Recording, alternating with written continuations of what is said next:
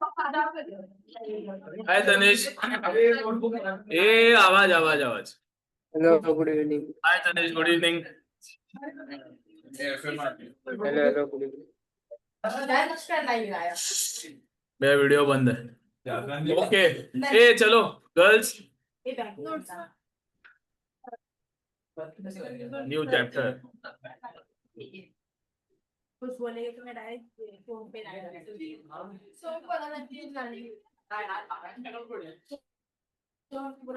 ए तुम लोग का ईश्वर चेस का टेस्ट हुआ? खत्म हुआ पेपर? वेरी गुड, शाबाश। पढ़ा था ना? सेकंड वाला क्यों डाला था? अरे मैंने वो डालने के बाद मालूम पड़ा यार, मैं जब उसका सोल्यूशन बना रहा था ना तो मेरे को लगा यार थोड़ा बहुत ज्यादा हो गया। बट द पॉइंट इज वही तो आइडेंटिफाई करना है ये सब। हाँ बट द पॉइंट इज कि तुम लोग को उस पढ़ने के बाद आइडेंटिफाई करना ये पिक करूँ कि नहीं, क्योंकि थर्ड और फोर्थ बहुत ही चिंतित था, समझा? तो वो सेकंड में फंस गया ना कोई, उसका थर्ड और फोर्थ भी गया। ऐसा होता है, वही वही होगा तुम्हारे पेपर्स में भी। मैंने सेकंड लास्ट में की। तुम्हारे पेपर्स में वही होएगा। यू हैव टू पिक छोटा सम्स पहले। इवन ये बड़ा सम आता है ना फिर भी पहले छोटा सम ही करने का, और सेकंड 1.5 आवर में पहला सम बड़ा सम पिक करने का, समझा? That is how you have to do. Okay now new topic. Tanish तेरे को कैसा गया पेपर? दिया गया ईशो शेष? सेकंड ही खराब था ना। अच्छा ते माहिती, आशीष सांगते मला, मी मागून चेक केलेले बिकॉज वो लोग का थोडा मेरे को जानना था, वो लोग को समझाया की नहीं, बस असं तर समजतं, बट जब परफॉर्म करेंगे तो ते तुमचा बरोबर है, तुम लोग को समझ गया है, आई नो। तो जो इधर उधर 19-20 होएगा ना, हम लोग ने बहुत इधर आके प्रैक्टिस किया था। हाँ ना था वही।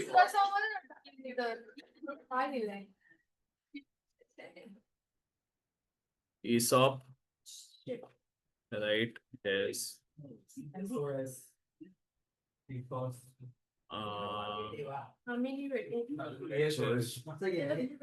ESOS and sweat equity. Okay ये थियरी है, हाँ तुमको खुद पढ़ना है, एंड ये और ये प्रैक्टिकल है। Okay so the next unit chapter 4 ही है, बट द नेक्स्ट टॉपिक या next unit is ESOP, rights issue, ESOS and sweat equity. एक एक का मतलब समझो पहले, ठीक है? सबसे पहला ESOP, एम्प्लॉइज स्टॉक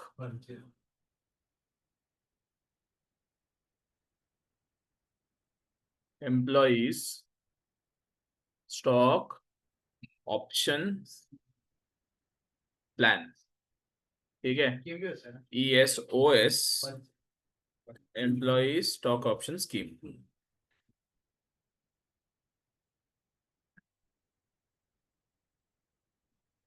ठीक है? स्वेट इक्विटी का मतलब होता है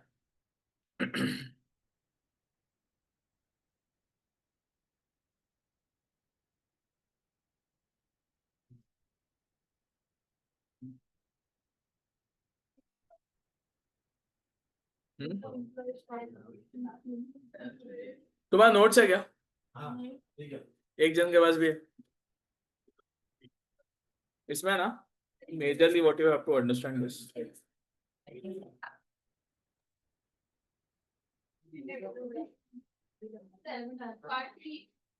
थोड़ा वेळ थांब, मी पण थोडं तेव्हा सांगू आपण बाजूला.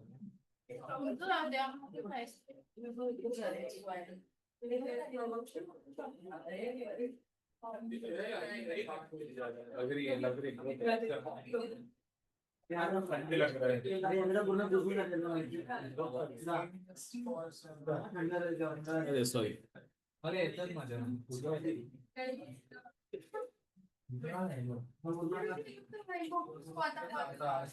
बॉम्बास्टिक साइलेंस मध्ये मग तिकडे माझं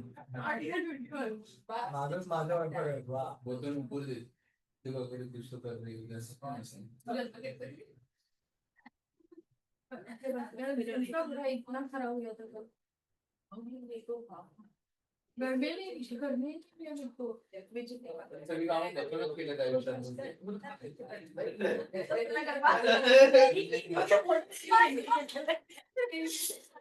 उसके बाद पाइप पे गया ये हम मुझे जेवण नाही बोलायचं होतं का तुला एवढं काय देते भंडार है क्या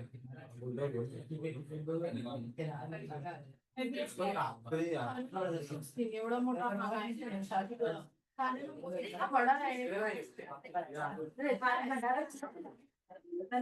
होता है शुक्र बस मस्ती बंद करो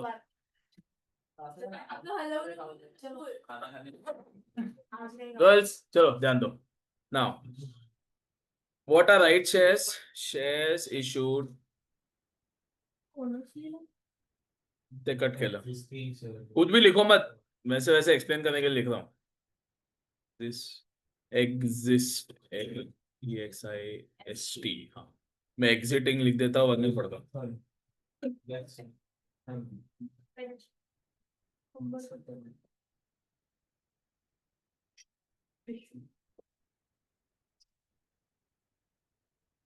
ओके सबसे पहला first and foremost do you know this term Correct. Initial public offer, मतलब initial, first time offer made to public by a private limited or a public limited company going public and also usually listed on the exchange. ना थोड़ा general knowledge बात करते हैं. Do you know the difference between private limited and public limited company? Private limited company का members restricted होता है. मैं जब स्टूडेंट था तब 50 था, अब पता नहीं कितना है. 50 हाँ could be 100 or 200 I don't know. तभी 50 था ये. ठीक है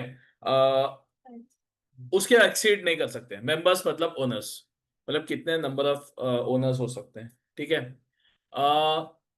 also the shares are traded और डिस्ट्रीब्यूटेड अमंग्स नोन पीपल ठीक है ऐसा रैंडम बाहर से बोला कि ओनर नहीं बना देते तुम लोग प्राइवेट लिमिटेड कंपनी में जो भी प्राइवेट लिमिटेड कंपनी में है ना वो एक प्राइवेट ग्रुप है एक दूसरे को जानता है मिलकर काम कर रहे हैं ठीक है सपोज 15 लोग ओनर है 20 लोग ओनर है कंपनी का वो लोगों ने शेयर्स में पैसा डाल के रखा है कंपनी स्टार्ट कर दिया है 2 मैनेजिंग डायरेक्टर्स अपॉइंट कर दिया है कंपनी चलाओ और हम 20 लोग अपना पैसा डालेंगे ठीक है this is an example of closed network ठीक है प्राइवेट लिमिटेड कंपनी पब्लिक में क्या होता है पूरे इंडिया में कोई भी ओनर बन सकता है समझा इनिशियल पब्लिक ऑफर करने के बाद now there is a very thin line of difference between listed and public limited listen every listed company is a public company but every public company need not be listed सुना क्या every listed company is a public limited company लेकिन हर एक public company listed है ऐसा जरूरी नहीं है listing and being public limited ये दो आई वुड से डिफरेंट या पैरेलल आइटम्स है या कंसेप्ट्स है समझ में आया a company can be limited a company can be public but not listed and listed तो डेफिनेटली पब्लिक लिमिटेड होता ही है समझ में आया सबको Gauri online Ali okay okay okay so the point is ये सब जनरल नॉलेज में इसलिए पढ़ा मतलब just giving you an idea क्योंकि क्या होता है इनिशियल पब्लिक ऑफर मतलब initially going to the public for an offer अब कंपनी को और पैसे का जरूरत आ गया ठीक है तो company needs more money now imagine this when you start a business yourself your parents have invested in you ठीक है your parents your immediate your siblings बड़ा भाई बड़ी बहन छोटा भाई छोटे बहन कोई भी सिबलिंग्स मतलब सगे भाई या बहन your cousins your family members उन्होंने तुम्हें हेल्प किया तुम्हारा बिजनेस सेटअप किया तुम लोगों ने एक शॉप ओपन किया बिजनेस चल रहा है खुद भी पैसा डाला सब लोग का पैसा अच्छा चल रहा है ठीक है now you want to expand अब तुम अपने फ्रेंड्स के पास जाते हो चल ना पैसा देना मेरे को मेरा ये मस्त चल रहा है दूसरे पे तो ओनर बन जा क्या तुम्हारे इनिशियल ओनर्स तुम्हारे पेरेंट्स सिबलिंग्स तुम्हारे कजिन्स और तुम्हारे रिलेटिव्स क्या उनको अच्छा लगेगा क्या बोलेंगे वो? हम लोग से लिया तो वापस हम लोग से ले, ऐसे ही बोलेंगे ना। बाहर क्यों गया? पहले हम लोग को पूछ, हमारे पास नहीं रहेगा तो बाहर जा। यस और नो? इमोशनली तो ऐसा अटैचमेंट रहता है कि नहीं? ओमकार आ गया। नहीं समझे तुम लोग को? समझा कि नहीं? पहला हक तो वो लोग बोलेंगे ना, अरे हम लोग से लिया तो हम लोग को प्रॉफिट करके दे रहा है, क्या क्यों क्यों ऐसा करेंगे वो लोग? देख भाई, तेरा जब एकदम नया था तब हमने तेरे को हेल्प किया, अब ग्रो हो रहा है तो तेरे ग्रोथ में दूसरा क्यों शेयर खाए? हमको ही दे, हम ओनर है। वैसे चाहिए ना तेरे को, हम लोग से ले ले। यस और नो? ये इमोशनल एक कंसेप्ट है, इट इज नॉट प्रैक्टिकल। जरूरी नहीं है, बट एक इमोशनल अटैचमेंट ओनर्स का भी हो जाता है ना यार, कि हमने पहली बार पैसा दिया जब तू स्क्रैच पे था, अब जब ग्रो हो रहा है तो हमको भूल गया। इसीलिए जब कंपनी को पैसा चाहिए होता है second time for a huge jump और फॉर अ ह्यूज इन्वेस्टमेंट और सम एक्सपेंशन प्लान, तो before going to the public again they go to their own share holders. समझा? They go back to their own share holders to ask, भाई देखो मेरे को पैसा चाहिए, कौन कौन दे पाएगा, इंटरेस्टेड है बताओ। तुम लोग को फर्स्ट प्रेफरेंस, और फिर तुम लोग से एक बार तुम्हारा कोटा खत्म हो गया फिर मैं बाहर जाऊंगा। समझ में आया? Is this clear? Such shares are known as right shares. समझ में आया? तो first you offer to existing share holders at a discounted rate. Are we clear? सबको समझ में आया? This is known as right shares. What is ESOP? ESOP stands for employee stock option plan. समझा? Employees को एक option दिया जाता है, आओ शेयर्स के ओनर्स बन जाओ। समझा? क्यों सर? क्योंकि एम्प्लॉयज को है ना, अभी ऐसा है कि मैं कितना भी काम करूं मेरे को तो मेरा सैलरी मिलने वाला है। तो पुराने जमाने में to encourage employees to work better, उनको एक ऐसा छोटा सा कैरेट दिया जाता था। कैरेट देना समझते हो तुम लोग? मतलब ऐसा पेट बेसिकली। ओके, कि भाई तुम एक काम करो, तुम कंपनी के शेयर्स ले लो, ओनर बन जाओ, तुम मेहनत करोगे, तेरे वजह से प्रॉफिट बढ़ेगा, प्रॉफिट बढ़ेगा तो तुम्हारा सैलरी नहीं बढ़ेगा, लेकिन प्रॉफिट किसका होता है? ओनर्स का। घूम फिर के तुमको डिविडेंड मिलेगा। कुछ समझ में आया? तो ऐसा स्कीम लाया गया जिससे एम्प्लॉय को प्रोत्साहन या फिर एनकरेजमेंट मिले कि हाँ भाई let me work for this company because I am also the owner.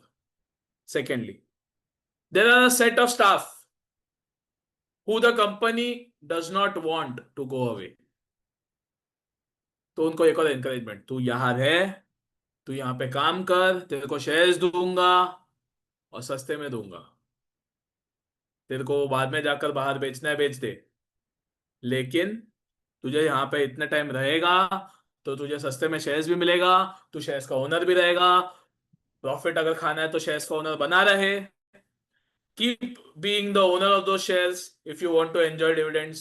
If you don't want to enjoy dividends, you don't want to be owner, go sell them off at a higher rate in market because I am offering you at a very lower rate. थोड़ा अच्छा लग रहा है employees के लिए situation, पर इससे कंपनियों को क्या फायदा होगा? उनके लिए कट ऑफ पीरियड रहता है, देखो अगर ये शेयर्स चाहिए तो 3 साल यहाँ पे रहे, इससे क्या फायदा हो जाएगा मुझे एज अ कंपनी? ये 3 साल के लिए मेरे लिए काम करेगा। I want employees to work for me, I don't want them to switch. समझ रहे हो? तो उससे दो चीज इंश्योर हो जाता है कंपनी को, ए जो सेट ऑफ स्टाफ मेरे को इधर ही चाहिए वो इधर ही रहेगा, एंड बी अगर मुझे चाहिए कि वो लोग को एक एनकरेजमेंट मिले कि मैं क्यों इतना मर के काम करूं, तो बस तू खुद ओनर है, अगर तू अच्छा काम करेगा तो तुझे ही उसका बेनिफिट मिलेगा, कंपनी का प्रॉफिट बढ़ेगा, and you will actually and up earning more dividends along with salary. कुछ समझ में आया? तो ये डुअल कंसेप्ट की वजह से ईसॉप आया। एंड जो ओरिजिनली बात किया था राइट शेयर्स, जिसमें पुराने ओनर्स पहले बोलते हैं मेरे पास आ, तो उन लोगों को सस्ते में शेयर्स देने का कंसेप्ट आया राइट शेयर्स। थियोरेटिकल कंसेप्ट समझा सबको? Okay, what is ESOS? Same, नाम अलग। ESOS और ESOP में फर्क क्या है? सिर्फ ऑप्शन प्लान के वाले ऑप्शन स्कीम है, ठीक है? ऑप्शन प्लान रहता है तो ऑप्शन शेयर्स ही दिए जाते हैं, स्कीम्स रहेगा तो कभी कभी अलग टाइप का भी एक बोलते हैं ना स्कीम, अलग टाइप का स्कीम, पर काम वही।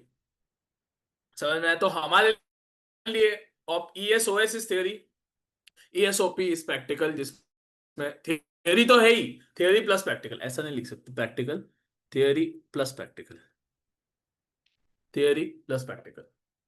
Is this understood?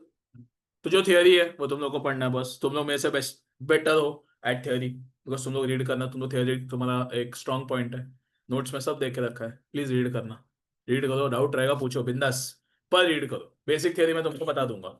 अब एडवांटेज डिसएडवांटेज तो तुम लोग को समझाने के लिए तुम लोग इतना बच्चे नहीं हो, तुम लोग समझ जाओगे। सेकेंडली वो एग्जाम में आएगा कि नहीं, लेस चांसेस, जो एग्जाम में आने का ज्यादा चांसेस है मैं उस पर फोकस करता हूँ, so I will focus clear, but if we are not able to discuss, you have to I would say you have to make it a point कि एक बार रीड करो। Are we clear? सबको समझ में आया? That is all about ESOP, ESOS, right shares. Now what is sweat equity? Again theory, वहां पे मैंने क्या लिख के रखा है मैं वापस रीड करता हूँ, ठीक है। Company equity shares issued to employees based on work performed by them or in lieu of services performed by them। एक कंपनी का डायरेक्टर है, कंपनी के लिए इंपॉर्टेंट है, ठीक है, उसने काम भी अच्छा किया है, तो उसको रेम्यूनरेशन देने के बदले हम लोग रेम्यूनरेशन तो देंगे ही, प्लस थोड़ा शेयर्स दे देंगे, कि पहली बात तो तू यहीं पे डायरेक्टर रहे, इसलिए तेरे को शेयर्स दे रहा, and it is a reward given to you for performing your services. समझ में आया? तो फ्री में शेयर्स दे दिया जाता है, फ्री में, ठीक है। That is known as sweat equity. Again it is specifically given to other employees और डायरेक्टर्स, वो डायरेक्टर ओनर भी रह सकते हैं, लेकिन उसने कुछ सर्विस दिया है कंपनी को, कुछ काम किया है कंपनी के लिए, कुछ बेनिफिट किया है कंपनी के लिए, उसके रिवॉर्ड में उसको शेयर्स दिया जाता है। कुछ समझ में आ रहा है? That is sweat equity. Okay, again that is theory. Now understand how things work at each level. At ESOP, shares are given at a discount, issued at a discount, but only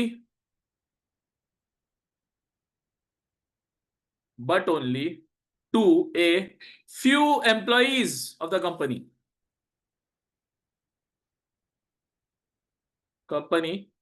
who become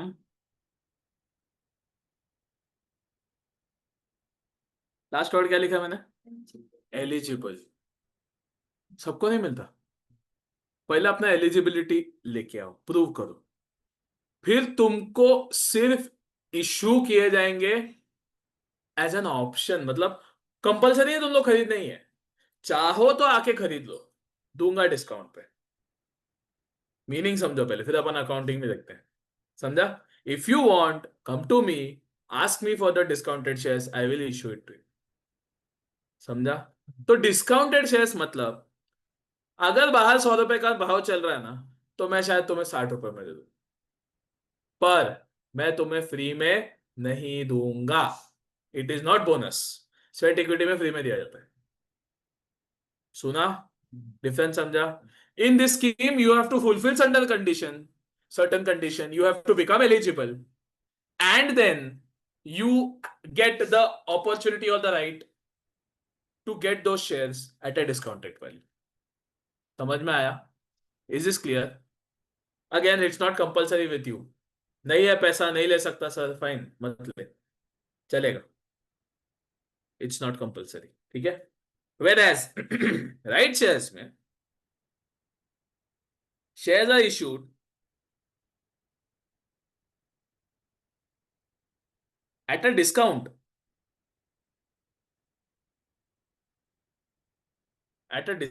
discount to all existing shareholders। पहले और आखिरी statement में फर्क है क्या?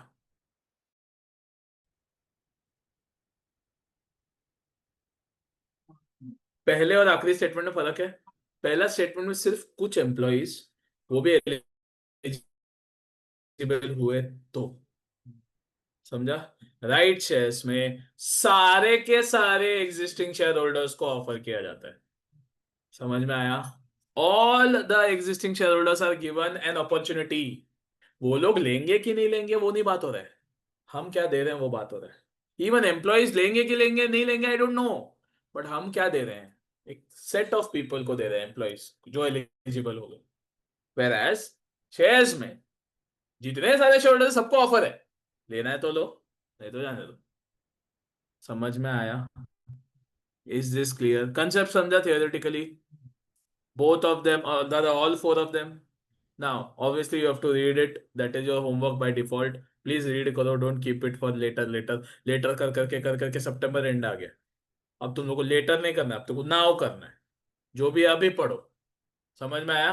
2.5 months before you start your exams, so countdown already चालू हो गया है। सबको समझा? ओके आता है क्या ना तो ऐप में? आप लोगों ने बोला था लास्ट टाइम मेरे को 80 days, ओके, रफली 2.5 months, यस। सुना सब लोगों ने? नाउ हम क्या करेंगे सर, हम लोग इन कंसेप्ट्स को थियोरेटिकली पढ़ने वाले हैं, one part of it. Secondly इसका जनरल एंट्रीज पढ़ेंगे कि क्या होता है जनरल एंट्रीज अगर राइट्स इशू किया तो, क्या होता है जनरल एंट्रीज अगर ईसॉप किया तो। अब general entries for rights issue बहुत ही चिंदी है, कुछ नहीं है, बेसिक है, ठीक है, एकदम चिंदी। पर जनरल एंट्री फॉर ईसॉप और ईसॉप का जो प्रोसेस है वो नया है। अरे क्लियर? सबको समझ में आया? तो पहले हम लोग स्टार्ट करेंगे राइट्स से, राइट्स के हिसाब से कुछ करेंगे, कुछ एक उसमें कंसेप्ट पढ़ेंगे और फिर हम लोग ईसॉप की तरफ जाएंगे। सुना सब लोगों ने? तो राइट शेयर्स का जो वर्डिंग्स रहता है ना, ऐसा रहता है।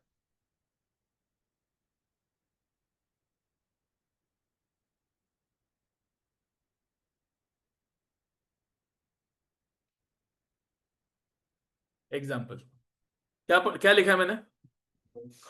Company issued right shares in the ratio, मतलब 1 राइट शेयर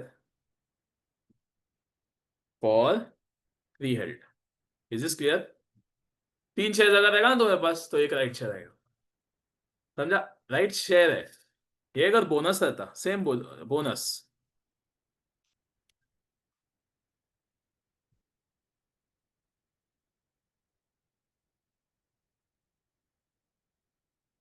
बस मतलब भी सेम है, 1 बोनस शेयर फॉर 3 हेल्ड। लेकिन बोनस और राइट्स में फर्क क्या है मालूम है? बोनस शेयर्स फ्री होते हैं, बोनस शेयर्स सबको मिलते ही हैं, ऑफर भी सबको होता है और दिए भी सबको, मिलता भी है सबको। राइट शेयर्स ऑफर सबको होता है पर पैसा लगने वाला है। Rights shares are issued at a discount but there is money, you will not get it for free, it's not free of cost. समझा सबको? So whoever wants to purchase them, whoever is interested, आओ पैसा लेके और लेके जाओ shares. Whereas bonus में I tell them आओ शेयर सर्टिफिकेट लेके आओ, अच्छा 3 शेयर्स है तो फिर 1 शेयर बोनस लेके चले जाओ, मैं शेयर रजिस्टर में नाम चेंज कर दूंगा या नंबर ऑफ शेयर्स चेंज कर दूंगा। कुछ समझ में आया? Is the concept clear? Concept clear? Now अगर राइट शेयर्स इशू किए तो क्या होता है मालूम है? 1:3, ये एक रेशियो भी दिया जाता है and there is a price at the rate rupees so and so, जो भी है। So there is also always a ratio and a price for right shares, but there will never be a price for bonus shares. क्यों? सवाल वापस। There is a ratio and there is a price for right shares, for bonus there will be a ratio but never price. क्यों? Free है, you said it, free है ना, तो क्या price? कुछ प्राइस नहीं। समझ में आया? तो चुपचाप शेयर्स आ जाएंगे अकाउंट। अच्छा शेयर्स क्या होता है? अभी let us discuss this practically. ये चीज कभी अपना बात हुआ है नहीं हुआ, I don't remember, but you should know this, ठीक है? हाँ, there is a concept known as demat account. सुना है सब लोगों ने?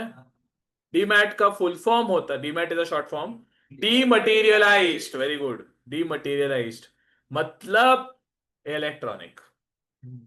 पहले के जमाने में, आई डोंट नो तुम लोगों ने एसपी में पढ़ा होगा कि नहीं, मेरे जमाने में था ऐसा सिलेबस में। शेयर सर्टिफिकेट का फॉर्मेट पढ़ा है क्या? पढ़ा है? उसमें ऐसा तुम लोग बनाते थे, ABC hold is the legal holder of so and so, कुछ तो इंग्लिश में लिखते थे, राइट?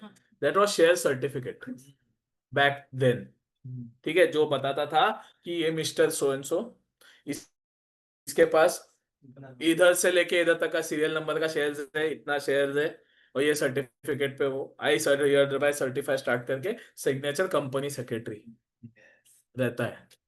ओके, डायरेक्टर से उसके साथ कंपनी सेक्रेटरी का भी साइन रहता है उस पर। सुना सब लोगों ने? ये सारे सर्टिफिकेट का फॉर्मेट था। सुना सब लोगों ने? अब ये शेयर सर्टिफिकेट इलेक्ट्रॉनिक हो गए, फिजिकल नहीं हुए। हमारा अकाउंटिंग है ना, थोड़ा आउटडेटेड चल रहा है। ठीक है, हमारा अकाउंटिंग थोड़ा आउटडेटेड चल रहा है। क्यों मालूम है? क्योंकि अभी तक पूरे इंडिया में सारे के सारे कंपनीज का सारा शेयर्स डीमटेरियलाइज हो चुका है, ऐसा नहीं है। अभी भी बहुत सारे पब्लिक लिमिटेड कंपनीज का भी शेयर्स फिजिकली है, प्राइवेट लिमिटेड का तो है ही है। तो इसीलिए जब तक फिजिकल शेयर सर्टिफिकेट रहेगा, उससे रिलेटेड सारे अकाउंटिंग कंसेप्ट एग्जिस्ट करेंगे। One of them is issue of shares, कि पहले एप्लीकेशन का पैसा ला, फिर लेके जा। मैं जो तुम लोग को एक अगर प्रोसेस याद है, तुम लोग को बोला था कि तुम्हारा अकाउंट का पैसा ब्लॉक हो जाएगा और फिर रिलीज हो जाएगा, वो लिस्टेड शेयर्स का था रे। That is for listed shares. What about shares which are public limited? But अभी तो अभी आ रहा है, आजा आजा, मेरे को प्रॉब्लम नहीं है। व्हाट अबाउट, ऐसा लग रहा है 7:30 बज गया मतलब देखो, इसलिए 1 सेकेंड के लिए लगा तो 1 घंटे के लिए आया है। Never mind. हाँ, तो मैं कह रहा था कि there are companies which still have physical copy of shares. ठीक है, उनका application allotment first call final call होता है। तो मैंने जब तुम लोग को इश्यू ऑफ शेयर्स के टाइम बोल दिया था ना, अभी ये आउटडेटेड है। बट लेटर रियलाइज कि there are shares existing in physical form as well, not all the companies are listed. सबका थोड़ी वैसा आईपीओ का प्रोसेस होता है, इसीलिए ये कंपनी, ये सिलेबस एग्जिस्ट करता है फर्स्टली। सेकेंडली, आजकल के जमाने में आईपीओ जैसा होता है उस हिसाब से राइट शेयर्स भी होते हैं। एक बार राइट्स इशू हुआ ना, तो तुम लोगों को अप्लाई करना है कि नहीं, एक इलेक्ट्रॉनिक फॉर्म भरना है और उधर अपना पैसा भेज देना है। यू हैव टू सेंड पूरा का पूरा पैसा। ठीक है, मोस्ट लाइकली अलॉट हो ही जाते हैं, तो तुमको शेयर्स आ जाएंगे। समझ में आया सबको? सो इसमें क्या होगा राइट शेयर्स में, whenever you accept the right shares and you decide to purchase them, as a shareholder you have to pay money. समझा? तो when you pay money, your number of shares outstanding will increase. Company के point of view से, company ऐसा पैसा collect कर रही है, ऐसा शेयर्स दे रही है, right? Company is collecting money and giving away shares, yes और नो? यस और नो? तो ऐसे केस में कंपनी के पास नंबर ऑफ शेयर्स बढ़ जाएंगे, पैसा अवेलेबल भी बढ़ जाएगा। सबको समझ में आ रहा है? Now I come to the real concept. क्या होता है, तुम लोगों ने एक कंसेप्ट होता है price theoretical value of shares, एक एक करके बात करते हैं। एक होता है बुक वैल्यू।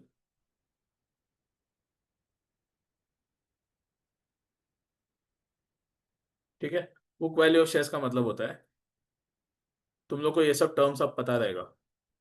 टोटल एसेट्स, समझते हो? Total assets minus outside liabilities minus preference upon number of shares. समझा? इससे आ जाएगा बुक वैल्यू पर शेयर। सुना कि नहीं? बैलेंस शीट इमेजिन करो, पूरा एसेट साइड तुम्हारा है, अगर उसको बेच दिया तो पैसा आएगा वो तुम्हारा। लेकिन लेकिन वो पैसा पूरा तुम्हारा नहीं रहता। There are some liabilities as well. What are liabilities? Loans, creditors, bills payable, होता है कि नहीं? इनको पैसा पेएबल है कि नहीं? जो पैसा एसेट बेच के आएगा वो पहले इनको पे ऑफ करो। पे ऑफ योर बिल्स, पे ऑफ योर क्रेडिटर्स, पे of your loans, debentures and also preference holders. उसके बाद जो पैसा बचा वो मेरा इक्विटी वाले का। समझा कि नहीं समझा? समझा सब लोगों को? सो this is book value and this book value of shares will now change after rights issue. क्यों सर? क्योंकि तुम्हारे पास नया पैसा आ गया, new assets and new set of liabilities भी आ गया, share holders, number of shares बढ़ गया। ठीक है, तो पहले बुक वैल्यू कुछ भी रहा होगा, सपोज 15 रुपए पे रहा होगा, ऐसे रैंडम, ₹15 पर शेयर। अब मैथमेटिक्स क्या बोलता है? अगर तुमने अगर तुमने 1000 शेयर्स 15 रुपए पे ही इशू किया, अगर तुमने 1000 शेयर्स 15 रुपए पे ही इशू किया, तो तुम क्या करोगे? Bank account debit to equity share capital, yes और नो? कितना आएगा? 1000 × 15, 15,000। ओके, तो क्या आएगा? मतलब एसेट भी 15,000 से बढ़ जाएगा, लाइबिलिटीज भी 15,000 से बढ़ जाएगा। पूरे एसेट्स में 15,000 एक्स्ट्रा आ गया, लेकिन डिवाइड करने के लिए अब 1000 शेयर्स भी एक्स्ट्रा आ गया, समझा? और 15 रुपए का शेयर पहले था, वापस 15 रुपए का ही नया शेयर इशू किया, तो नया आंसर भी 15 ही आएगा। नहीं समझा? वापस बोलो, तुमने इतना पैसा है, डिवाइडेड बाय कुछ नंबर ऑफ शेयर्स, आंसर 15 है। मतलब this is your book value of share. As per the books तुम्हारा वैल्यू प्राइस 15 रुपए। तो let's number it. Net assets, total assets, numerator, numerator मैं लिखता हूं। न्यूमरेटर सपोज था 15 लाख, एंड तुमने डिवाइड किया 1 लाख से, आंसर आया 15। सुना सब लोग ने? अब after the about transaction can I say it is 15 lakh plus 15,000, yes और नो? तो न्यूमरेटर कितना आएगा? 15, 15, 0, 0, 0, यस और नो? यस और नो? डिनोमिनेटर क्या आएगा? डिनोमिनेटर क्या आएगा? Number of shares. पहले कितना था नंबर ऑफ शेयर्स? पहले कितना था नंबर ऑफ शेयर्स? बाद में कितना इशू किया? शेयर्स कितना इशू किया? कितना शेयर्स इशू किया? सुन रहे हो क्या? तो कितना डिनोमिनेटर हो जाएगा? 1,01,000। डिवाइड करो जा, देखो आंसर क्या आता है। ये वन क्या है? ये ऐसी एग्जांपल दिया ऐसी कि ये इसका आंसर 15 लाख है और नंबर ऑफ शेयर्स 1 लाख है, तो आंसर आया 15। समझा? अब चेंज होएगा, अब 15,15,000 होएगा, डिवाइड बाय 1,01,000 होएगा, आंसर कितना आया? 15 ही आएगा, क्योंकि तुमने पहले वैल्यू ढूंढा, फिर नया शेयर्स किया और आंसर 15 आया कि नहीं? सुना कि नहीं? मैथमेटिकली क्या होता है मालूम है? अगर ये शेयर का वैल्यू आज 15 है, सुनो, लिसन एवरीवन, अगर ये शेयर का वैल्यू आज 15 है और तुमने 15 पे इशू किया, तो नए इशू के बाद का वैल्यू भी 15 ही रहेगा। नहीं समझा? रिपीट करो, सुनो। इफ फिलहाल शेयर का वैल्यू 15 है, पहले तो ये, पहले बिफोर गोइंग अहेड, ये 15 रुपीज समझा कि नहीं समझा? किसी को डाउट है सर ये 15 लाख कहां से आया? एग्जाम्पल है। सर 1 लाख कहां से आया? वो भी एग्जाम्पल है। तो 15 लाख डिवाइड बाय 1 लाख क्या 15 रुपए आया? ये एग्जाम्पल है। अब ये एग्जाम्पल में ऐड क्या हो रहा है कि मैं 1000 शेयर और इशू कर रहा हूं 15 रुपए पे। सुना कि नहीं? तो उसके वजह से क्या फर्क पड़ेगा? Let's analyse. 1000 शेयर 15, 15,000 रुपया रोकड़ा आ गया अपने पास, कैश आ गया, तो एसेट 15,000 से बढ़ जाएगा, तो न्यूमरेटर 15 लाख 15,000 हो जाएगा, यस और नो? डिनोमिनेटर में पहले 1 लाख शेयर्स था, अब कितना शेयर्स है? कितना? 1,01,000 है कि नहीं? तो वो डिवाइड हो जाएगा। इवेंचुअल नया वैल्यू क्या है? बुक वैल्यू 15 ही आया। मैथमेटिक्स ये बोलता है कि अगर तुम्हारा एक एवरेज प्राइस 15 आया और नया शेयर 15 पे ही इशू किया, तो इशू के बाद का जो प्राइस आएगा वो भी 15 ही रहेगा। समझा कि नहीं? अगर नया शेयर 15 से ज्यादा पे इशू किया, तो नया प्राइस 15 से ऊपर आएगा। चेक करना है, करते हैं। ये एग्जांपल दिख रहा है? ये एग्जांपल दिख रहा है कि नहीं दिख रहा है? सबको ये एग्जांपल समझा है कि नहीं समझा है? मैं वापस लिखता हूं यहाँ पर। नेट एसेट्स, इसको नेट एसेट्स बोलते हैं। 15 lakh, number of shares 1 lakh, book value पर शेयर 15। समझा? नाउ इशू 1000 शेयर्स @20, कितना @20, कितना पैसा आएगा पता है? 1000 इंटू 20, 20,000। यस, तो नेट एसेट बन जाएगा 15,20,000। यस और नो? यस और नो? अब बोलोगे सर कैसा 15 लाख, एसेट साइड पे भी 20,000 आया, लाइबिलिटी साइड पे भी 20,000 आया, तो 15,20,000 क्यों है? क्योंकि तुम नेट एसेट्स बोल रहे हो, total assets minus just outside liabilities. नहीं समझा? वापस नेट एसेट्स का मतलब ये पूरा माइनस ये, समझा? तो इधर 15 लाख आंसर आता है।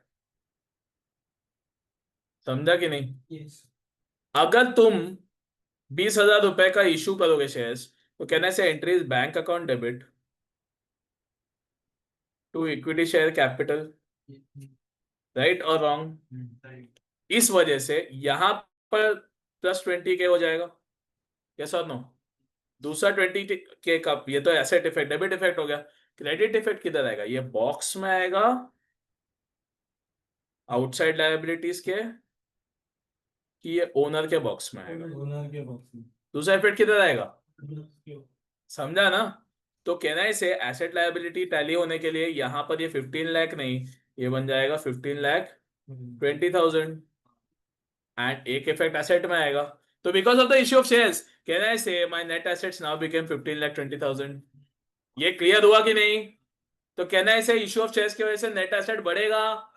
यस बढ़ेगा। और क्या वैल्यू पर शेयर बढ़ेगा कम होएगा? दैट विल डिपेंड ऑन आपका इशू प्राइस क्या है। आपका इशू प्राइस इधर कितना है? 20। पहले का इशू प्राइस कितना था? 50। तो तुमने ज्यादा पे इशू किया, कम पे इशू किया, कि इक्वल पे इशू किया? ज्यादा पे, तुम्हारा ओवरऑल प्राइस बढ़ेगा। देखो कैसे, 15,20,000 डिवाइड बाय कितना शेयर्स? 101। क्या आंसर आता है देखो? भले 04 से भरा, लेकिन बढ़ा ना। समझ में आया कि नहीं? समझा कि नहीं? मैथमेटिक्स समझते हो? अब अगर यही प्राइस 15 रुपए है और तुम इशू करते हो @रुपीज, सेम 1000 शेयर्स @7, समझा कि नहीं? 1000 शेयर्स, तो ये हो जाएगा 1507,000 डिवाइडेड बाय कितना? 101,000। कितना आंसर आता है इसका?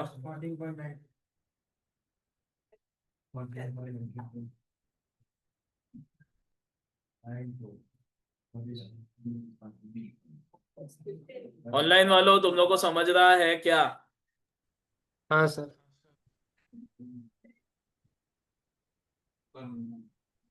Finish. Yes girls last bench, तुम लोग को समझा? विच मीन्स अगर एक बुक वैल्यू है, वो बुक वैल्यू से ज्यादा पे शेयर इशू किया, तो नया बुक वैल्यू बढ़ जाएगा। अगर एक बुक वैल्यू है, वो बुक वैल्यू पे शेयर इशू किया, तो नया बुक वैल्यू भी सेम रहेगा। लेकिन एक बुक वैल्यू है और उससे कम पे शेयर इशू किया, तो ओवरऑल बुक वैल्यू कम हो जाएगा। समझा कि नहीं समझा? This is what will happen in rights. This is what will happen in rights, assuming market price is equal to book value, assuming within right shares तुम सारे के सारे शेयर होल्डर्स को एक ऐसा ऑफर दे रहे हो जिसकी वजह से सस्ते वाले शेयर मार्केट में आ जाएंगे। सुना कि नहीं? तुम सारे के सारे शेयर होल्डर्स को एक ऑफर दे रहे हो जिसकी वजह से सस्ते में वही शेयर्स मार्केट में आ जाएंगे, तो मैथमेटिकली तो प्राइस कम होगा ही ओवरऑल। क्यों? क्योंकि pan India, all over India जितने शेयर होल्डर्स है सबके पास एक मैसेज पहुंच गया, सबको मालूम पड़ गया राइट्स इशू आ रहा है, तो ओवरऑल इंडिया पे इम्पैक्ट में मालूम पड़ेगा, अच्छा नया शेयर आ रहा है। तो इमीडिएट इफेक्ट विल बी कि mathematically the value of shares will decline. समझ में आया कि नहीं? Now another explanation to this is, जब एक छाता बाहर 200 रुपए का मिल रहा है, वही भाव चल रहा है, तो तुम 200 में खरीद लोगे। लेकिन और ज्यादा छाते मार्केट में आ गए, जिसका भाव 180 रुपीज है. Now, as per the laws of demand and supply, if the buyer knows कि there is a सस्ता supply available, तो क्या 200 का भाव 200 रहेगा कि 180 रहेगा? कम हो जाएगा ना. तो when the supply increases or when the offer price increases or decreases, अपने आप ओवरऑल प्राइस कम हो जाता है. समझा? Theoretically. Is this clear? This is what happens with the rights issue. जब भी राइट्स इशू होता है तो आज जो मार्केट का क्लोजिंग प्राइस था और कल जो ओपनिंग प्राइस रहेगा, इसमें डिफरेंस आएगा. थियोरेटिकली आज का क्लोजिंग प्राइस 100 है ना, तो कल ओपन 100 पे होना चाहिए, और फिर भाई डिमांड सप्लाई के हिसाब से प्राइस चेंज होने दो. लेकिन whenever there is a rights issue, there will always be a decline in the overall market price of the company for a brief period. बाद में डिमांड और सप्लाई के हिसाब से वो वापस चेंज होना शुरू करेगा. अगर फिर भी स्टॉक का डिमांड है तो शुरुआत नीचे से करेगा पर बढ़ता जाएगा. और अगर राइट्स के बाद स्टॉक का डिमांड गिर गया, हाँ अब तो राइट्स इशू हो गया, आपका को लेने का स्टॉक छोड़ दे, तो स्टॉक का प्राइस गिरता जाएगा. समझा? तो the price of the stock is one based on theory, theoretical economics या theoretical mathematics, that is true. Second, also based on demand and supply. समझा? And that economic concept works कि अगर demand बढ़ गया प्राइस बढ़ता है, अगर demand कम हो गया सप्लाई बढ़ गया तो प्राइस कम हो जाता है. समझ में आया कि नहीं? Why am I discussing all of this? Because there is a concept known as value of right. क्या concept है? This value of right is the value that the company will tend to lose, or that the shareholders are paying extra, or the shareholders have the बोलते हैं ना privilege, क्योंकि जो existing shareholders है वो लोग के पास एक value है extra. That is theoretically termed as value of rights. हम लोगों को क्या करना है सर? हम लोगों को एक कंसेप्ट है, उसका एक फॉर्मूला है, उसका एक सम्स है, वो सॉल्व करना, खत्म हो गया बात. Obviously, I could have told you in a very mechanical way कि देखो बच्चे लोग, ये आता है, ये आता है, ये फॉर्मूला है, इसमें डालो और आंसर लेके आओ, खत्म करो.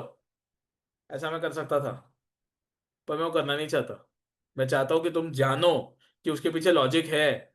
तुम जो कुछ भी अभी पढ़ोगे ना, एटलीस्ट अकाउंटिंग में और एफएम में, सबका प्रैक्टिकल लॉजिक है एंड प्रैक्टिकल इम्प्लीकेशन भी है. तो अपने को बचपन से बहुत सारा सवाल आते हैं, क्या ये क्यों पढ़ रहे हैं अपन लाइफ में, क्या इसका फायदा है? हमेशा याद रखो, आज के बाद इधर जो पढ़ोगे ना, ये सब कहीं ना कहीं प्रैक्टिकली है. तुम जो भी पढ़ोगे, everything has a practical relevance. तुम्हें वो शायद यूजफुल हो ना हो, बट उसका प्रैक्टिकल एप्लीकेशन है. Am I clear with this? All right. So the first concept when you are going through right shares is calculation of value of right. ठीक है? It has a formula. It has two formulas rather. One formula is a long cut one. Other formula is a shortcut one. हमको नहीं, हमको दोनों पढ़ने का है. क्यों? क्योंकि अगर कुछ नहीं दिया रहेगा तो ऑब्वियसली शॉर्टकट है. बट समटाइम्स क्वेश्चन ऐसा वर्डेड रहता है कि स्टेप नंबर 1 ये ढूंढो, स्टेप नंबर 1 ये ढूंढो, ये ढूंढो, फिर step number 3 value of right ढूंढो. तो 1 और 2 रहता है, वो लॉन्ग कट फॉर्मूला ही रहता है इवेंचुअली. तो हमको मालूम तो होना चाहिए कि ऐसे टाइप का क्वेश्चन है तो क्या करें. क्योंकि अगर उसने नहीं बोला, उसने सिर्फ बोला वैल्यू ऑफ राइट दे, तो तुम्हारा चॉइस है. पर अगर उसने बोला ए दे, बी दे और फिर वैल्यू ऑफ राइट दे, तो लॉन्ग कट वाला ही करना पड़ेगा. There only two formulas. Long cut formula से एबीसी दोनों तीनों आ जाएगा, शॉर्टकट फॉर्मूला से सिर्फ सी आएगा, तो मार्क्स चला जाएगा, ए बी का मार्क्स नहीं मिलेगा. Are we clear? सबको समझ में आया? और मैंने पूछा नहीं, मैंने बताया कि ऐसे दो तरीके हैं. तुझे लगा कि मैंने पूछा कि तुझे क्या चाहिए. मैं पूछ ही नहीं रहा, मैं बोल रहा हूँ दोनों सीखना ही है. Are we clear? Just in case मेरे को बात करते करते याद है, पर मैंने तो पूछा ही नहीं, मैंने तो बताया. एनीवे, समझा सबको? सो to recap, there are 4 concepts in this chapter. 2 theory plus practical, 2 सिर्फ theory. Theory plus practical are rights and ESOP. The only theory are ESOS, Employee Stock Option Scheme, and Sweat Equity. ठीक है? Rights का meaning ये है existing shareholders को, all the existing shareholders को सस्ते में शेयर्स देना. ठीक है? तुम्हें लेना है तो लो, नहीं लेना है तो मत लो। Just understand the meaning of it. ये मीनिंग तुम्हारे एग्जाम में नहीं आने वाला, ये जनरल नॉलेज है, सारा का सारा मीनिंग्स आ जनरल नॉलेज। राइट इशू हमेशा एक डिस्काउंटेड प्राइस पे किया जाता है। बाहर अगर मार्केट प्राइस 100 रुपए चल रहा है तो तुम लोग को 80 या 70 पे दिया जाता है। सुना सब लोगों ने? ठीक है। It is a choice of the new share holders, existing share holders, shares लेना है या नहीं लेना है।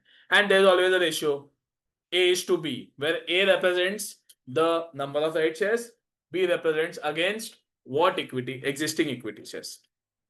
So अगर बोल दिया 2:3, which means 2 right shares for every 3 head. सुना सब लोगों ने? ये रेशियो से याद है, बोनस का भी सेम रेशियो है। 2:3 बोनस बोल दिया तो 2 bonus shares for every 3 head. पर राइट और बोनस में फर्क क्या है? एक मेजर फर्क यह है कि राइट शेयर ऑप्शनल है, बोनस शेयर्स कंपलसरी मिल जाता है। दूसरा इंपॉर्टेंट फर्क, राइट शेयर्स का एक प्राइस है, भले डिस्काउंटेड है पर प्राइस है, बोनस शेयर्स फ्री है। समझ में आया? ठीक है। तीसरा चीज जो, एक चीज जो कॉमन है कि राइट्स के बाद प्राइस गिरेगा, बोनस के बाद भी प्राइस गिरेगा। अभी ये एग्जांपल अगर तुम लोग को देने का है, नेट एसेट्स इतना 15 लाख, ठीक है, नेट एसेट्स इतना 15 lakh, number of shares 1 lakh, price पर शेयर 15 आएगा कि नहीं? यस और नो? नहीं समझा?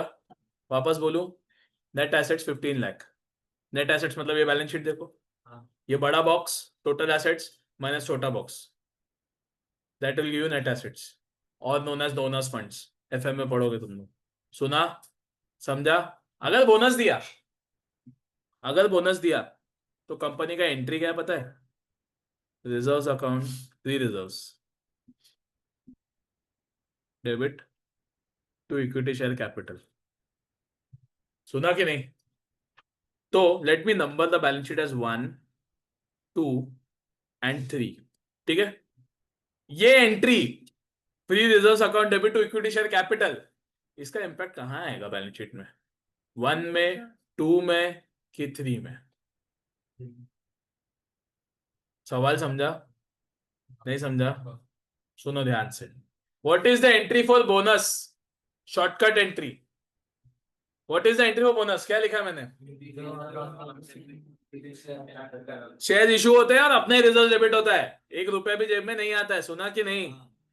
समझा? लॉन्ग कट एंट्री क्या है वही बता देता हूं। Long cut entry is bonus to share holders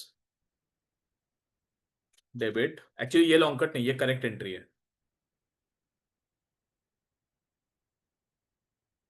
क्यों क्यों ये एंट्री करेक्ट है? क्योंकि debit all expenses and losses, bonus debit किया मतलब कंपनी का डेबिट खर्चा है, एंड क्रेडिट द गिवर, हम उसको शेयर्स दे रहे हैं हमारे इक्विटी वालों को, वो हमेशा giver, equity is always giver. हमने शेयर्स उसको इशू किया ना, भले हमने इशू किया पर वो गिवर है, उसने अपने को पैसा दिया है, ऐसा समझ के चलो। समझ में आया? सेकेंड एंट्री इज बोनस नाम का खर्चा राइट ऑफ करो, free reserves debit to bonus. समझा कि नहीं? Is is understood? This is your standard entry for bonus anywhere and everywhere. तो can I say the shortcut entry is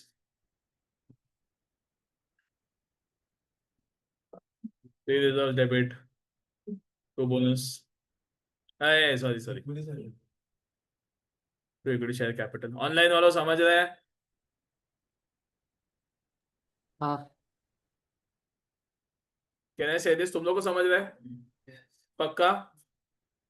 sure? सो वापस balance sheet बनाता हूं। Assets 1, total assets, equity, reserves, इसको total को बोलते हैं ओनर फंड। ठीक है, ये 2 है सेक्शन। एंड आउटसाइड लायबिलिटीज ये है। समझा कि नहीं? अब मेरे को एक बात बताओ, नंबरिंग सेम रखता हूं।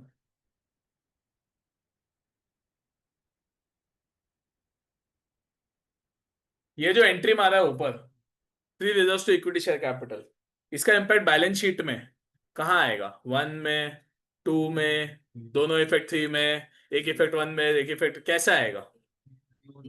कहने से दोनों इफेक्ट 3 में आएगा। अभी एक एंट्री मारता हूं, bank account debit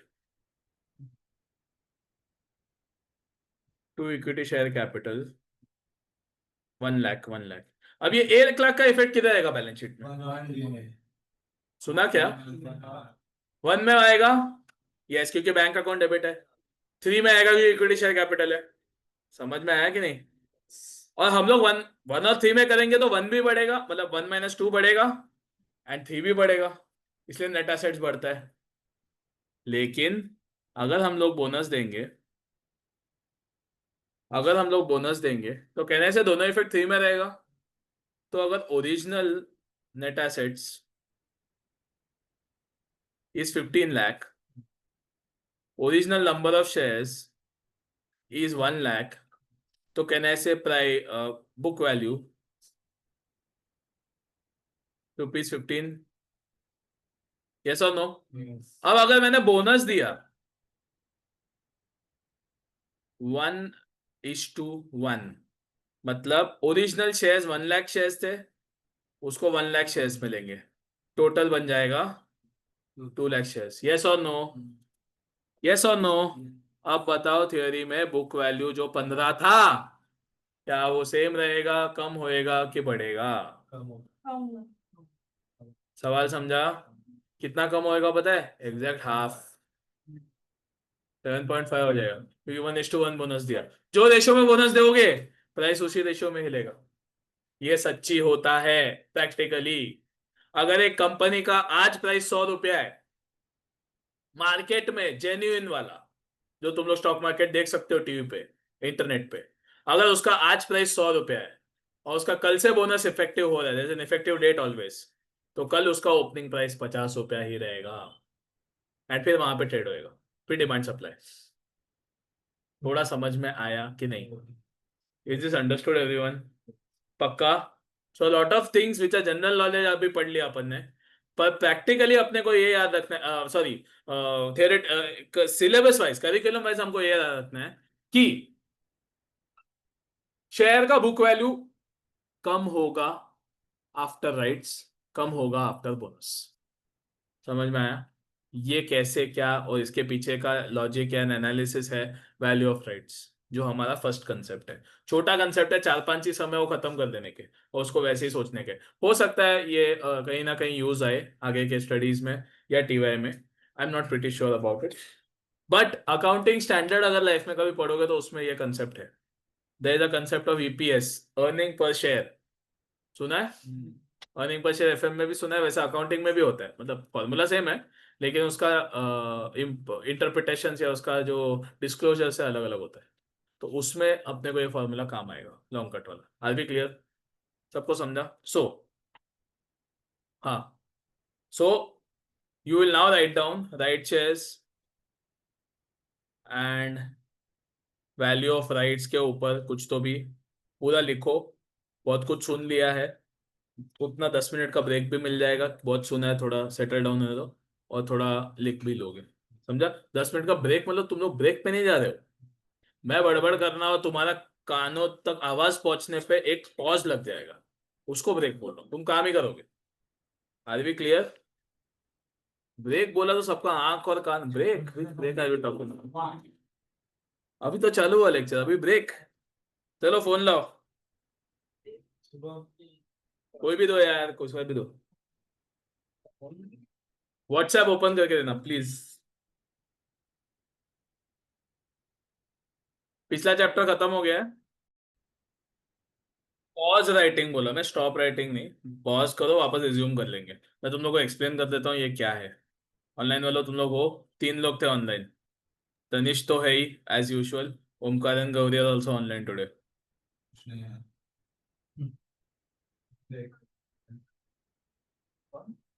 yes, online वालों focus focus here, pay attention here. देखो तुम लोग है ना, तुम्हारे पास नंबर ऑफ शेयर्स 100 है, मार्केट प्राइस है 50 रुपया, ठीक है? तुम लोगों का जो राइट्स इशू कंपनी अनाउंस करता है वो अनाउंस करता है 1:4। Now what do you mean by that? 4 shares रहेगा तो 1 शेयर्स राइट का मिलेगा बाय करने के लिए। And the price is 30 rupees. ठीक है, तो सबसे पहले number of shares, number of right shares कैसे मिलेगा बोलो? एक शेयर फॉर एवरी 4 हेड। हमारे पास कितने हैं? तो 100 के लिए कितना? क्रॉस मल्टीप्लाई करेंगे कितना आता है? कैसे 33.33 आएगा? डिवाइड बाय 3 थोड़ी कर रही है तू। उसने 1 माइनस 4 माइनस 1 3 किया और 100 को 3 से डिवाइड कर लिया।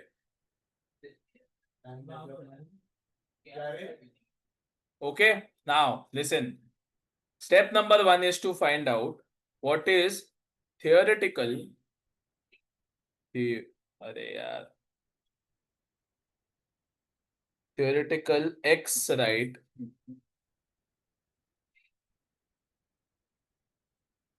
तुमने कुछ लिखा है, क्या होता है पता है? राइट मिलना इज अ प्रिविलेज। तो वो प्रिविलेज तुम्हारे शेयर के भाव में छुपा होता है। तो प्रिविलेज का प्राइस क्या है उसको बोलते हैं वैल्यू ऑफ राइट्स। ठीक है, जो तुम लोगों ने ऑलरेडी भर दिया है company. Now theoretical x right price का मतलब होता है राइट्स इशू के बाद इन थियोरी शेयर का प्राइस क्या होगा। रिमेंबर मैंने बोला था नेट एसेट वैल्यू 15 रुपए था, 15 पे नया इशू किया तो सेम रहेगा, 15 से ज्यादा पे इशू किया तो थोड़ा बढ़ गया 15.04 आया, लेकिन 15 से कम पे इशू किया नया शेयर्स तो कम हो गया कि नहीं?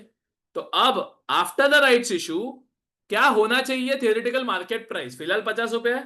तो how do you calculate this? How do you do this is the formula is number of shares before rights that is 100 into the market price before rights 50. Now number of shares after rights 25 into number of right shares into right का price 30 upon 100 plus 25 total right shares after rights। सुना सब लोगों ने? सुनो, उस calculation बंद करो, तुम लोग को ही करना है, रुको। This could also interpret in this way. सुनो, तुम्हारा इन्वेस्टमेंट का वैल्यू क्या है? 100 शेयर्स इंटू 50। उसके बाद तुम जब नया शेयर्स खरीदोगे तुम्हारा इन्वेस्टमेंट अकाउंट डेबिट कितने से होएगा? 100 इंटू 30, नहीं समझा? 100 इंटू 30 नहीं, सॉरी, 25 इंटू 30, 25 शेयर्स इंटू ₹30 पर शेयर। यस और नो?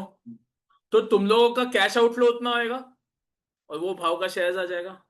तो in short this could be termed as what is your investment value after rights, what is your effective investment value after rights. कि भाई पहले 100 shares का 50 रुपए value था तुम्हारा पर्सनल, फिर उसमें 25 शेयर 30 रुपए के वैल्यू पे आया, तो total investment value is the numerator. Yes और नो? डिनोमिनेटर पे number of shares after the new purchase. समझ में आया? इधर way you look at it, तुम्हारा अप्रोच वैसे ही रहेगा। अब करो कैलसी पे टक टक टुक टुक करके, आंसर क्या आता है बताओ? 46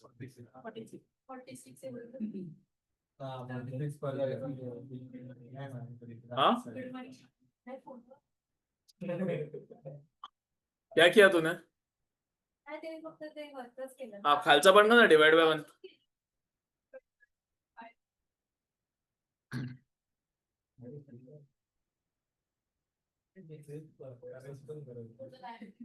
हाँ, बोर्ड मास नहीं चलता है उसमें,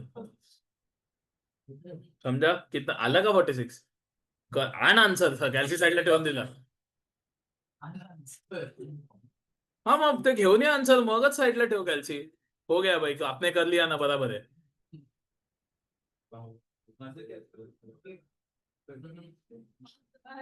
नक्की आलं? हाँ, समझा? So this is step number 1। Step number 2 is value of rights. Value of rights is equal to MPS minus theoretical X right price x right का लिहितो आफ्टर राइट्स। X राइट म्हणजे आफ्टर, इन्क्लुसिव असेल तर cum right, exclusive of rights, excluding rights. तो rights का काम हो गया, तो उसका प्राइस क्या है? तो MPS 50 माइनस 46, आंसर इज ₹30। 4 पर शेयर। समझ में आया? इसको करने का अल्टरनेटिव तरीका इज वन मोर फॉर्मूला, ठीक है, डायरेक्ट एप्लीकेशन। क्या करने का होता है, एमपीएस माइनस राइट प्राइस, ठीक है, into right shares upon total shares after rights. तो इधर क्या होएगा, MPS is 50 minus right price 30 into right shares कितना है 25 upon total shares after rights 125। Answer करेंगे तो आएगा 4 पर शेयर, सीधा फॉर्मूला। सो अगर तुम लोगों को पूछा वैल्यू ऑफ राइट बताओ, तो तुम लोग सीधा ये फॉर्मूला यूज कर सकते हो। पर अगर तुम लोग को बोला नहीं भाई मेरे को थियोरेटिकल एक्साइड प्राइस बताओ, फिर बताओ कितना शेयर्स हुआ, 4-5 सवाल पूछेंगे, बोलेंगे अब वैल्यू ऑफ राइट बताओ, तो तुम लोग को फर्स्ट मेथड ही करना पड़ेगा। समझ में आया? चॉइस इज योर्स, तुम लोग लर्न दोनों कर लो, लेकिन एग्जाम में अकॉर्डिंगली अप्लाई करना। Are you clear? Sir exam में आता है क्या? आ सकता है 2 मार्क, छोटा क्वेश्चन, सिर्फ 2 मार्क, बट फुल लाना है वो 2 मार्क, क्योंकि वो सिर्फ वो नहीं आएगा, उसके साथ फिर ये हुआ ये हुआ ये हुआ, चल बता right price value of right क्या है एंड एंट्री मार्क, ऐसा कॉम्बिनेशन में क्वेश्चन आ सकता है, तो उसमें ये 2 मार्क इंक्लूसिव रहेगा। Are we clear? Yes. समझा सबको? चलो अब इधर से कुछ मत लिखो ना, कंटिन्यू राइटिंग, वो तुम लोग को देख के रखा है।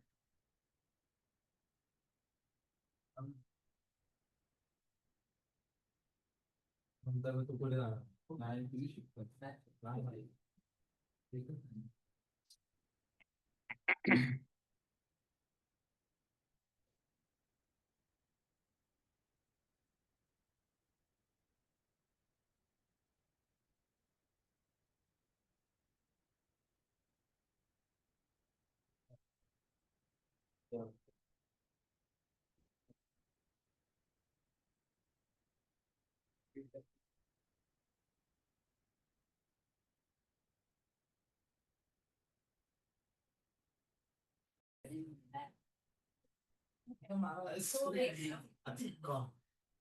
अभी से अगले अगले लेवल का तैयारी।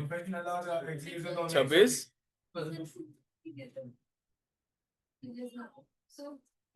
बहुत है, पढ़ाई बहुत है भाई।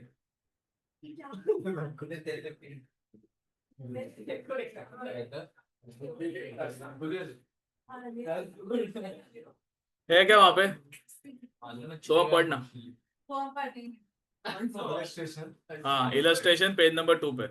A company has decided to increase its existing share capital by making right, हाँ to the existing share okay, in the proportion of 1 new share for every 2 old shares held. You are Okay. required to calculate the value of the right if the market value of share at time of announcement of right issue is rupees 960.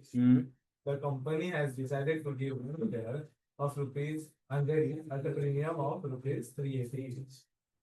समझा? एक page number illustration number 2, page number 2 पे एक illustration है top पे, ठीक है, वो बोलता है कि कंपनी को एक राइट इशू करने का 1:2 के रेशियो में, 1 share for every 2 held, current market price is 960 and right price is face value plus 380 rupees का premium, so that will be equal to 480 rupees. समझा? And they want us to be find out the value of right. समझा? Is that clear? तो method 1 formula लिख लिया ना तुम लोगों ने फर्स्ट मेथड का? Don't write the formula right now, exam में लिखना, ठीक है? मेथड 1 एक्स राइट प्राइस कैसे आएगा? 960 ऑलरेडी है, सॉरी पहले नंबर ऑफ शेयर्स है, नंबर ऑफ शेयर्स देखे नहीं रखा है, तो अज्यूम करो तुम्हारे पास 2 शेयर है। समझा क्या? नंबर ऑफ शेयर्स देखे नहीं रखा है, राइट्स इशू करने वाले तो 2 शेयर तो रहने चाहिए ना, तो ही एक मिलेगा ना, तो अज्यूम करो 2 शेयर्स है तुम्हारे पास, तो 2 इंटू 960 प्लस 1 इंटू 480 अपॉन 3। समझा? नहीं समझा ना? Existing shares existing price 2 into 960, right shares right price 1 share into 480, total क्या आया इसका 2400 divide by 3 equal to 80 rupees 800 sorry समझा therefore value of rights equal to original MPS minus extra price equal to 160 ठीक है and method 2 simple वाला MPS 960 minus 480 into right shares 1 upon total number of shares after rights 3 समझ आया हाँ ठीक है तो इससे आंसर 960 480 डिवाइड बाय 3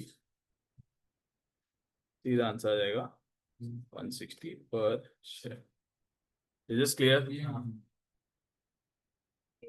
कॉपी करो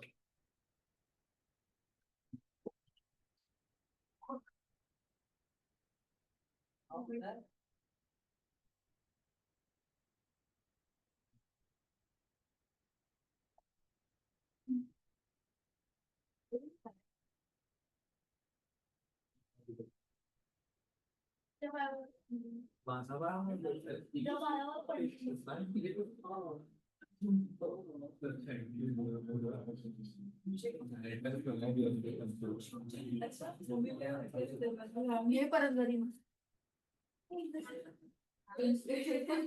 इथले वगैरे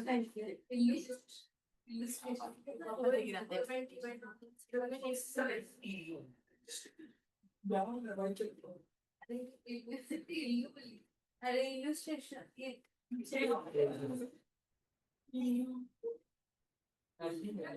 साऊथ इंडियन लोकांचा प्रभाव वाढत चाललाय तेच तर काळा आहे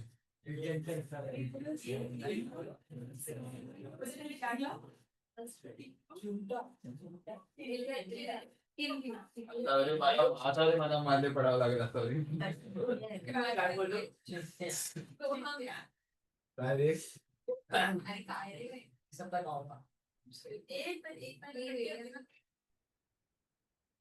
देखा आग लगाई है पेट्रोल आग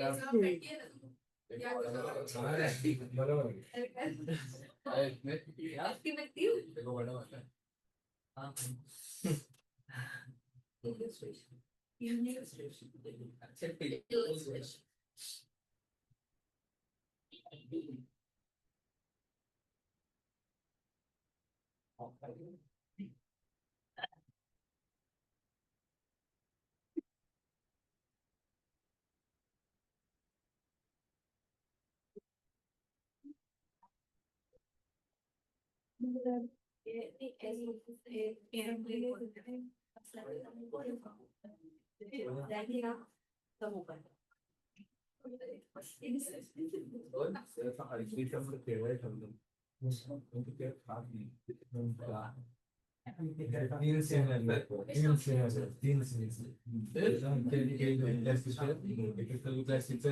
ओरिजिनल आहे दुसरा हत्ती हत्ती प्लास्टिकचा ओरिजिनल होता हत्ती टीव्हीचा केळी बाहेर पाच केळी टीव्हीचा हत्ती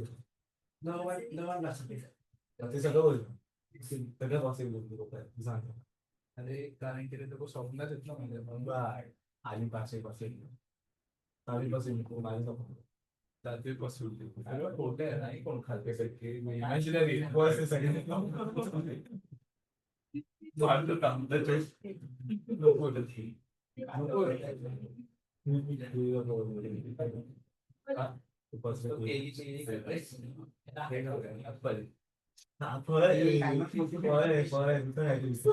मग काय दुसरं काय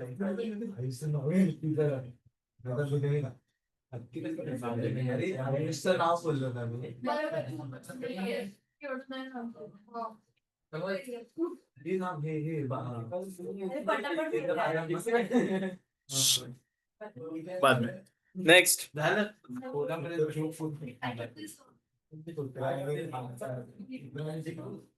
प्रॉब्लम नंबर 4 तर Aryan watch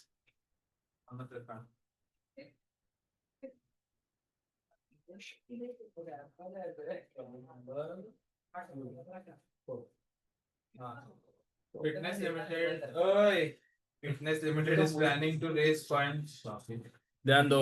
Fitness Limited is planning to raise funds by making rights issue of equity shares to part finance its expansion.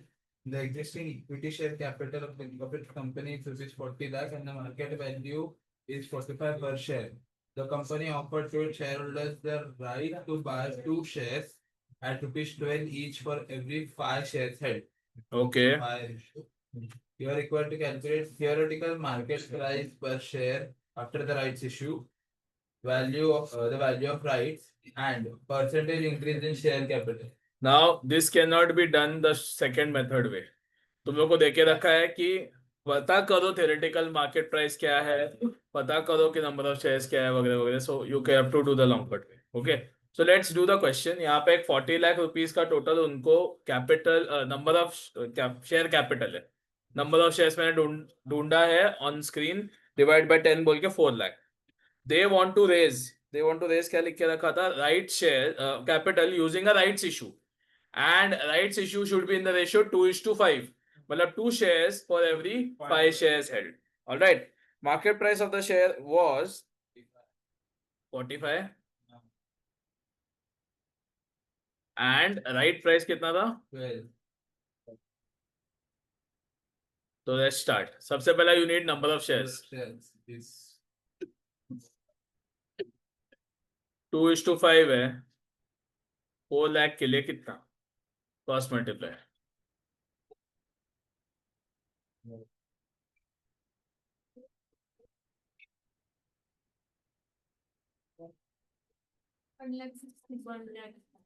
कितना?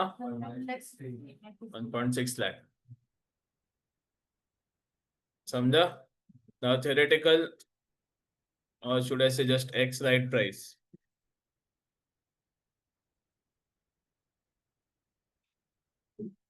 X right price कैसे आएगा?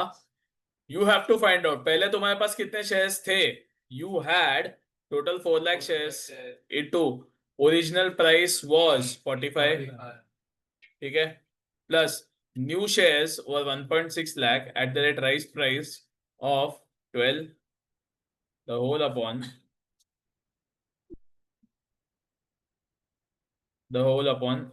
4 lakh plus 1.6 lakh। समझा? कैलकुलेट करो, चलो।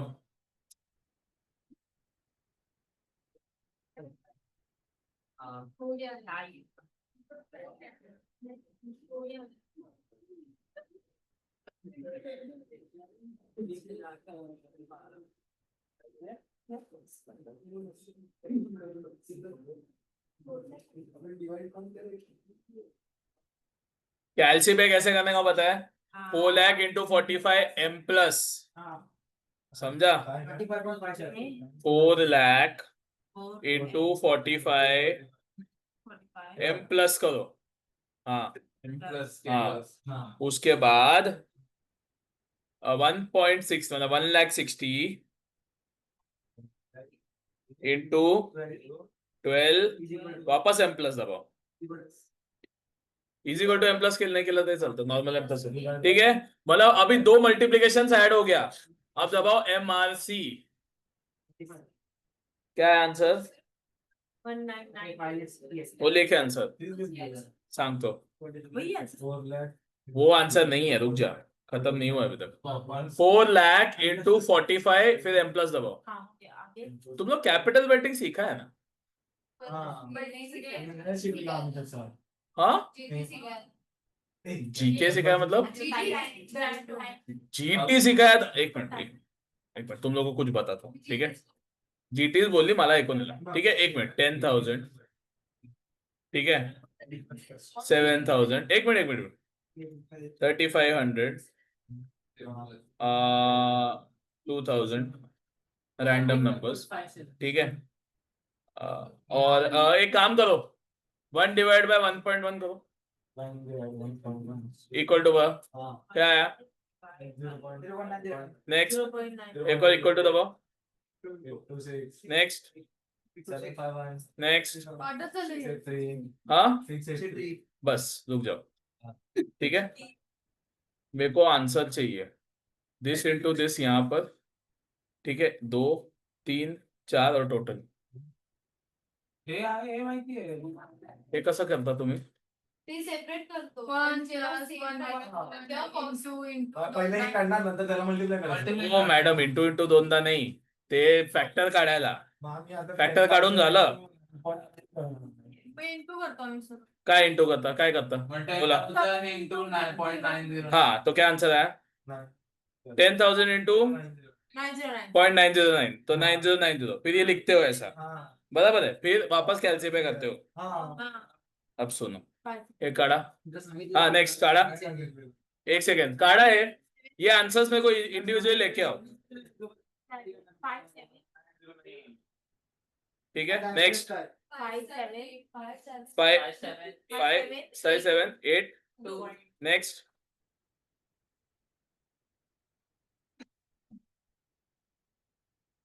2628.5. 28. नेक्स्ट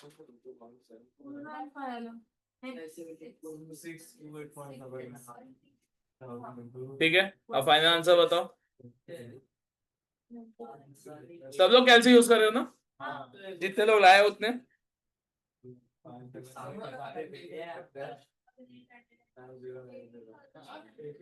कितना? 18,000.5 सिर्फ एक बार. ठीक है. अब एक काम करो, सब लोग कैलसी लो, ठीक है. सब लोग कैलसी हाथ में लो, ऑन दबाओ, ऑन स्क्रीन पे एम दिख रहा है? किसी पे की स्क्रीन पे एम दिख रहा है? नहीं ना, ठीक है. अब मैं जो बोलता हूँ वो करो, सिर्फ फॉलो करो. 10,000 into 0.909 M plus, M plus equal to नहीं दबाने का, एम प्लस दबा दिया. अब गोइंग फॉरवर्ड आंसर आया 9090, ठीक है. ये लिख लेने का बुक में, ऑन मत दबा दो. Next 7,000 into 0.826 M plus, do not press on. Normal plus. M plus किया, ये सेम आंसर आया 5782 आया. कुछ दबाओ मत. 3,500 इंटू 0.751 एम प्लस किया, एम प्लस 0.751 किया तो भी चलेगा, जीरो दबाने का जरूरत नहीं है. सुना सब लोगों ने? जो स्क्रीन पे आंसर है वो स्क्रीन तुम्हारे कैलसी के स्क्रीन पे आया. Next 2,000 into 0.683, 2,000 into 0.683 M plus. कितना आंसर है स्क्रीन पे आया वो दिखा. अब एमआरसी दबाओ.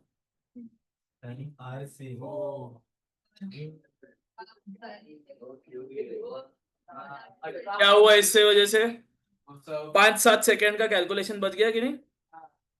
I am pretty surprised. Ashish sir ने तुम लोग को बताया क्यों नहीं है ये उनका पहला चीज है, कैलसी सिखाते हो. जीटी वो उसके लिए क्यूमुलेटेड डिस्काउंटिंग फैक्टर के लिए रहता है. हाँ वापस से करो, क्या होगा? तुम लोग क्या हुआ क्या था नहीं समझा. हाँ क्योंकि हर बार तूने इक्वल टू दबाया ना, इक्वल टू दबाया तो ऑटोमेटिक एम प्लस होता है, जीटी में होता है. What happens with M plus is, सुनो everyone, what happens with M plus is the multiplication goes into a memory, फिर दूसरा multiplication goes into a memory. अगर तुम हर बार इक्वल टू दबाओगे तो जीटी में चला जाएगा. अगर सपोज यही मल्टीप्लाई करके हमेशा इक्वल टू दबाओगे तो जीटी में वो कैलकुलेट होता रहेगा, समझा. एंड फिर जीटी दबाओगे तो सेम आंसर आएगा. लेकिन जीटी का प्रॉब्लम ये है कि जीटी में छोटा से छोटा कुछ चिंदी कैलकुलेशन भी चला जाता है. तुम एम प्लस दबाओगे तो मेमोरी में वही जाएगा जो मेमोरी में जाना चाहिए, and until you press on वो मेमोरी में रहता है. तुम इरेज जब तक नहीं ऑन नहीं दबाओगे, सी दबाओगे ना, वो मेमोरी में रहता है. बस वो फर्क, समझा.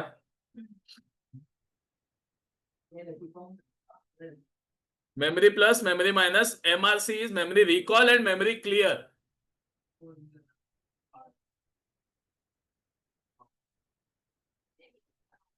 हाँ MU मार्कअप होता है, वो अपने को यूज का नहीं है. उसमें कुछ सेटिंग करना पड़ता है. एंड वो मतलब अगर 100 रुपए का आइटम बेचना है तो मतलब 100 रुपए का कॉस्ट है और मैं बोलता हूँ 10% प्रॉफिट चाहिए तो कितने में बेच, तो मार्कअप डालेंगे, ये ऐसे टक टक करके मार्कअप दबाएंगे तो सही आंसर आ जाएगा कितने में बेच। बट वो ऑलरेडी हम लोग को मालूम रहता है तो वो इतना यूजफुल नहीं। MU markup. Okay. अब लिसन एवरीवन, लिसन एवरीवन। अब तुम लोग क्या करो, ये now that you understood, 4 lakh into 45 करो और M प्लस करो, ऑन दबाओ।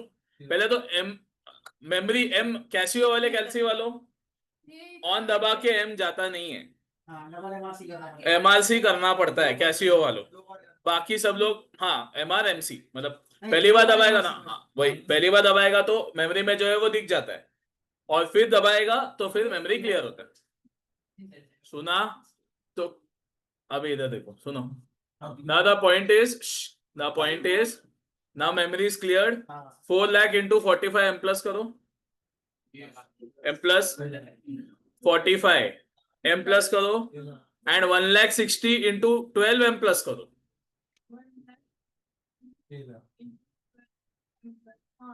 MRC कितना आंसर आता है?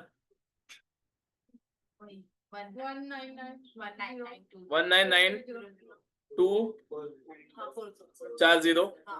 समझा? अब इससे फायदा क्या हुआ, एक ब्रैकेट सॉल्व करो, दूसरा ब्रैकेट सॉल्व करो, फिर तीनों को ऐड करो, वो स्टेप बच गया। समझा? एंड ये डिवाइड बाय 5,60,000। अब ये MRC किया ना, उसको सीधा डिवाइड एंड 5,60,000 कर दो। कितना आया? 35.57।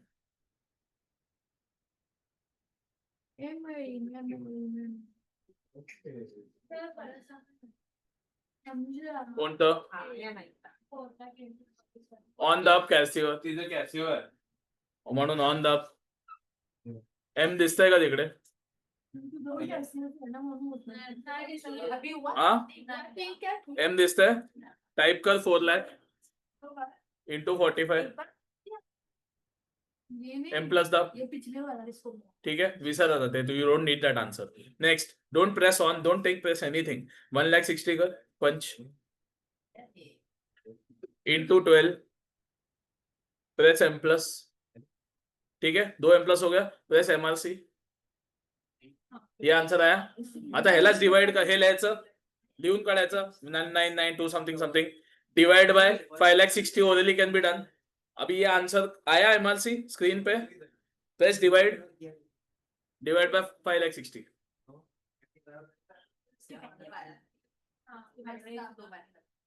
समझा? हा तनिष, ते 5,60,000 च्या जागी 4 लाख प्लस 1,60,000 केलं असतं तर झालं असतं डिवाइड? नाही होणार। नाही होणार? Where will you add? 4 lakh plus 1,60,000 केला ना, तुझ्या स्क्रीनवर आन्सर येईल 5,60,000। तर त्या स्क्रीनवर आन्सर ठेवून if you divide by MRC तो रेसिप्रोकल आंसर आएगा। मतलब it can be dealt with, but that is not the solution. अच्छा,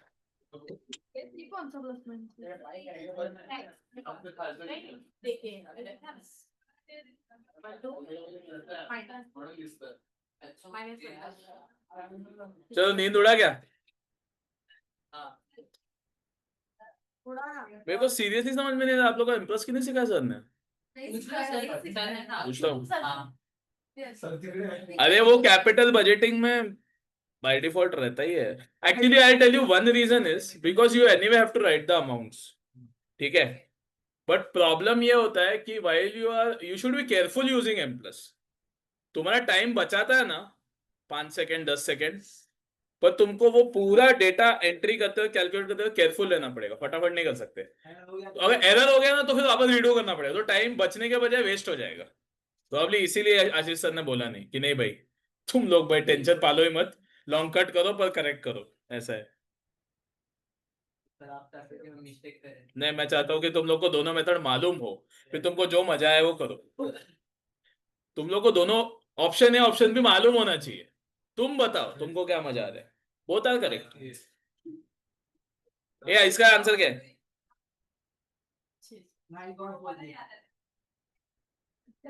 ठीक है, थर्ड वाला क्वेश्चन बोलता है percentage increase in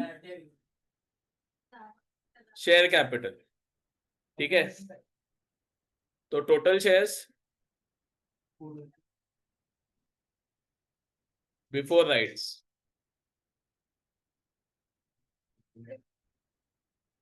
4 lakh, number of right shares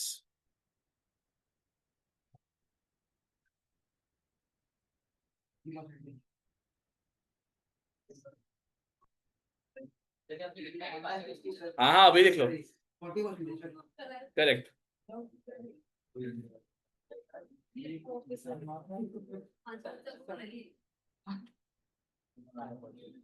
And that's used to FM का CFA का संस्था है. 100 out of 50. Shivam, ICSI. वो भी अलग बात होती है पहले इसको कम करते हैं. वो एक्सपीरियंस बनता है.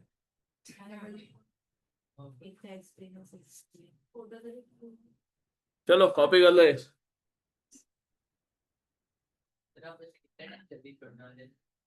15-20 मिनट सोच रहा था, पर अभी क्या फायदा है जाने दो। हाँ मैं बोलने दो पर अभी तुम लोग को अभी एक नया चीज सीखा तो और भी 2-3 चीज दिमाग में आया तो लेट्स लर्न।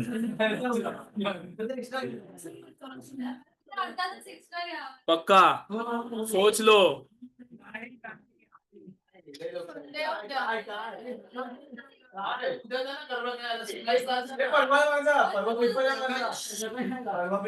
बत्ती उद्या गरबा खेळला जाईल तुला परवा पेपर का सोडणार मग तुम्ही आज लेट सोडणार मग मला उद्या जायला नाही भेटणार गरबा खेळायला. तुला पण जायचं आहे का?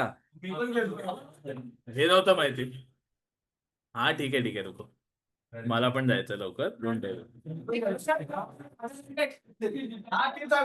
मैं इसलिए तो तुम लोगों को बोल दिया पहले, डील हो गया, अब डील हो गया।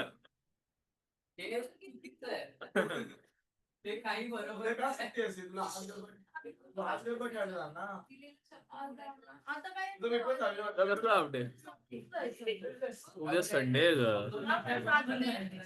ग। संध्याकाळीच ठेवलं तर क्लास मॅमनी संध्याकाळचं का ठेवलं ती मॅम? संडे को रखा था नहीं नहीं रखा, कल पिछले संडे शाम को किधर रखा? 3:30 से 5:30 एक मिनिट 8 तक था। हाँ कारण तेव्हा एकच प्रोफेसर होता ना, म्हणून थोडं डील करायची।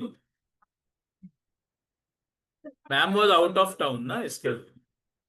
मैम अभी को इधर ही लगता ना। मैम तुमको लेके जाएगी क्या बाहर? गरबा खेलना था।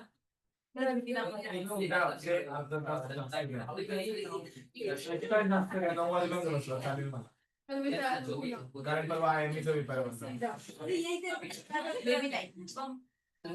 जो भी करो वीकडे पे मत जाना, जो भी कर लो और हंस प्रे करो भगवान को कि बारिश ना हो। आज सुबह क्या बारिश था बाप रे। और फर्स्ट डे रात को, फर्स्ट डे कोई गया था? तुम लोग इधर ही थे ना? फर्स्ट डे एग्जैक्ट 7 o'clock चालू होता है, 7-7:30 को। 8 बजे जो बारिश था, Monday was the first day, unbelievable. मतलब पूरा अरेंजमेंट का बैंड बज गया था सबका। आमच्या इथे तसं पहिल्या दिवशी गरबा आमच्या इथे होणार. अरे पण सगळीकडे होतात ना, हा. रोडवर होतात, ग्राउंड्सवर होतात, तर सगळीकडे ऑर्गनाइज होतं। 15-20 मिनिटं जो जोरदार पाऊस पडलाय ना, चिकन सगळं. पूरा बैंड बजा दिया। हाँ सुनने में मेरे को भी ऑरेंज सुनने में आया। काय को छुट्टी? कोणती सुट्टी? कोणाला सुट्टी नाही, इथं सिलेबस नाही संपत आहे. इथं सिलेबस नाही झाला तर उद्या एक काम बेटा के पड़ा काय नाही, पण येईल, मी पण येईल, पण अभी पण ये बस 8:30 तक का डील हो। यस यस ये हो। सर हाँ श्रावणीला लेट थोड़ा। सर देखा आप ऑनलाइन वाले बच्चे बोल रहे छोड़ो ही मत इधर ही बिठा के रखो। सदन वगैरे सर इनको सरकाओ जरा, सर इनको सरकाओ। सुखी आत्मा बोला बॉस, सच में कुछ प्रॉब्लम है। तेच बस बस चला झालं का लिहून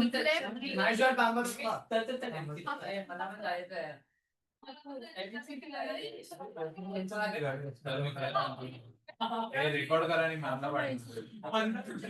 रेकॉर्ड होतंय ठीक है कभी कभी कुछ चीजें मॅमच्या म्हणजे बिहाइंड द बैक होऊ द्यायची फ्रंट मध्ये तो होणार नाही इवेंचुअली तुम लोग को खुशी तो मिलने वाला है नहीं तो एटलीस्ट आप साथ गम्मत ही करोगे आप सुनो ए डन का लवकर कर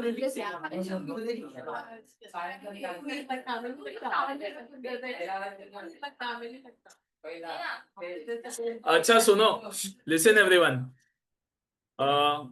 कैपिटल बजटिंग में ना लाइक आई सेड एक एम प्लस वाला एक नया कंसेप्ट है ठीक है हैव यू डन मतलब जीटी कैन बी जो जे अपन एम प्लस ने केलं जो अपन एम प्लस में किया that can be done using GT as well समझा हाउ ये तुम लोग अभी यहाँ पर कुछ करोगे ना रैंडम 1000 इंटू 0.909 ये बता ना क्या है 751 फोर्थ वाला नहीं आता मेरे 683 पार्ट झाले त्यांच्या लिस्ट आई कैन अंडरस्टैंड हाँ पता है वो मैं रुक जा मैं कंसेप्ट बता रहा हूँ अभी ये कितने लोग हैं बस जीटी है कैलसी पे सबके पास है पहले ऑन दबाओ जीटी दिखना नहीं चाहिए ठीक है अभी एक काम करो जो तुम लोग एम प्लस कर रहे थे ना एम प्लस मत करना 1000 इंटू 0.909 इक्वल टू दबा खाली हाँ नेक्स्ट अभी ऑन मत दबाना ठीक है नहीं तो जीटी हट जाएगा अब टाइप करो 909 आया कैलसी पे मैंने लिख दिया नेक्स्ट कंटिन्यू करो 1500 इंटू 0.826 इक्वल टू हाँ इक्वल टू क्या आंसर है ठीक है अब कंटिन्यू करो 1400 इंटू 0.751 एंड इक्वल टू दबाओ 105.4 ठीक है नेक्स्ट 1300 इंटू 0.683 कितना 887.9 ठीक है अब जीटी दबाओ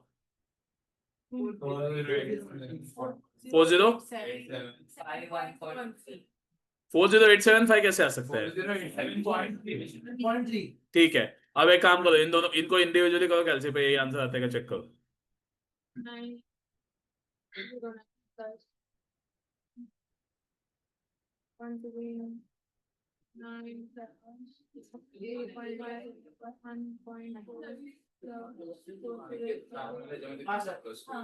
आया so now there is a shortcut same shortcut can be done using GT as well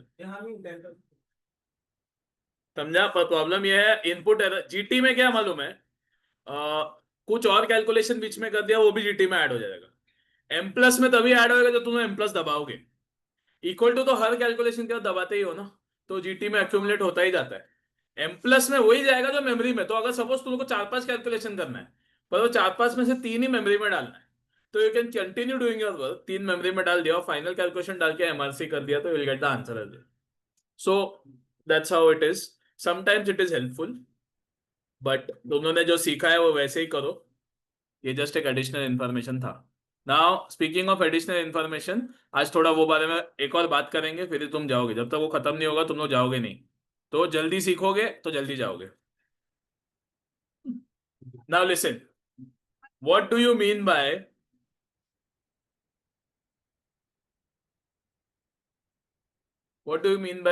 bonus shares free of cost share issued free of cost to the share holder extra shares मिल जाएंगे right understand one thing bonus share जब तुम लोग को मिलते हैं it is not a transaction per se with you for example तुम लोग के पास 100 शेयर्स है मार्केट प्राइस इज 50 फिलहाल तुम लोगों ने एक ओके बिफोर दैट जब तुम कोई इन्वेस्टमेंट खरीदते हो I buy 100 shares @50, total amount is 5000। ठीक है, what is my journal entry तुम्हारे हिसाब से? अगर मैं 100 शेयर खरीदूं 50 रुपए के भाव पे, total amount is 5000 rupees, which means I spend 5000 rupees and purchase an investment. ठीक है, इन्वेस्टमेंट का नाम है ए लिमिटेड। ठीक है, हाँ। समझा? What could be a possible journal entry? Can I say a limited account debit to bank? Yes और no? Now this is a transaction. तुम्हारा इन्वेस्टमेंट वैल्यू 5000 रुपए था, है, ओके। नाउ ये ए लिमिटेड ने बोनस दिया 1:1, तो तुम लोगों के पास ये 100 शेयर्स बन जाएंगे 200 शेयर्स। समझा? लेकिन you are paying no money, no payment. If there is no payment, this is not a transaction as such. It will not be recorded in a limited account. समझा? अगर तुमने इसके लिए पैसा नहीं दिया है तो it is not a transaction. तुम्हारा इन्वेस्टमेंट का वैल्यू 5000 ही कंसिडर किया जाएगा। Even if yesterday you had 100 shares and today you have 200 shares, तुम्हारा cost of the investment will remain to be 5000। ये सुना? समझा? अकाउंटिंग में एक एडिशनल इंफॉर्मेशन का कॉलम रहता है, अगर इन्वेस्टमेंट अकाउंटिंग कभी लाइफ में पढ़ोगे तो सुन लो। जहां पे ये 5000 लिखते हैं ना, ये रुपीस कॉलम होता है। जहां पे 5000 लिखते हैं ना, एक लेजर बनता है, लेजर में पर्टिकुलर्स एंड रुपीस कॉलम बनता है, उसमें रुपीस में 5000 लिखा जाता है। एक और एडिशनल कॉलम बनाया जाता है, फेस वैल्यू या number of shares, either face value या नंबर ऑफ शेयर्स, दोनों में से एक का एडिशनल कॉलम बनाया जाता है। उधर ये 200 शेयर 100 शेयर का जो बोनस आया ना, बोनस का इफेक्ट उधर जाएगा, आइदर फेस वैल्यू और नंबर ऑफ शेयर्स। पर because it is not an accounting entry, इसका कोई सेकंड इफेक्ट नहीं जाएगा। तुम लोग सुन रहे हो मैं क्या बोल रहा हूं? अगर तुम लोग इन्वेस्टमेंट अकाउंट बनाते हो ऐसे लिमिटेड इन्वेस्टमेंट अकाउंट, तो तुम्हारा पर्टिकुलर डेट पर्टिकुलर रहेगा, रुपीस तो रहेगा ही, एडिशनल कॉलम डेबिट और क्रेडिट में रहेगा, either name as face value और the name will be number of shares. सुना? क्योंकि सेम है। अगर तुम फेस वैल्यू करोगे, टोटल फेस वैल्यू, तो number of shares into 10 is total face value. अगर नंबर ऑफ शेयर्स का कॉलम बनाओगे तो नंबर ऑफ शेयर्स ही रहेगा। समझा कि नहीं समझा? सुना? वो कॉलम में इफेक्ट जाएगा। पहले था उसमें 100 शेयर्स, ठीक है, टू बैंक, 100 शेयर्स 5000 ऐसा दिखेगा। उसके बाद टू बोनस दिखा जाएगा, 100 शेयर्स लिखा जाएगा, लेकिन यहां पे कुछ नहीं आएगा, because there is no amount. Because there is no amount, it is not a double entry concept. सिर्फ इधर एक इफेक्ट दे दिया जाएगा, 100 शेयर्स 100 शेयर्स। थोड़ा समझ में आया? जिससे अपना ही इन्वेस्टमेंट अकाउंट में क्या दिखेगा, बॉस मेरा कॉस्ट ऑफ इन्वेस्टमेंट कितना है 5000, लेकिन मेरे पास शेयर्स कितना है 100 था, 100 बोनस है, टोटल 200 है। सुना? या जो भी फेस वैल्यू पहले था, बोनस का फेस वैल्यू इतना है, टोटल फेस वैल्यू इतना है। Are we clear? थोड़ा समझ में आया? सो बोनस इशू का इंडिविजुअल इफेक्ट ये है कि जो इन्वेस्टमेंट कर रहा है शेयर होल्डर, उसके पास इसका इफेक्ट देने का ही नहीं। उसके पास सिर्फ इंफॉर्मेशन के लिए फेस वैल्यू या नंबर ऑफ शेयर्स के कॉलम में चेंज किया जाता है। Are we clear? थोड़ा समझ में आया? Are you sure about it? समझा क्या? तो to in the hands of share holders. लेकिन कंपनी के साइड पे ऐसा नहीं है। When the company issues bonus, it is definitely a transaction. They are issuing equity shares. उसके बदले में वो पैसे नहीं ले रहे हैं, उसके बदले में वो खुद का जो रिजर्व्स है उसको यूज कर रहे हैं। So it is definitely a transaction at the companies and. सबको समझा कि नहीं? Is this clear? एक बार फिर से। एक बार फिर से। शेयर होल्डर का समझा सबको? सबको समझा शेयर होल्डर का? शेयर होल्डर के लिए बोनस एक ट्रांजैक्शन नहीं है, सिर्फ इंफॉर्मेशन है।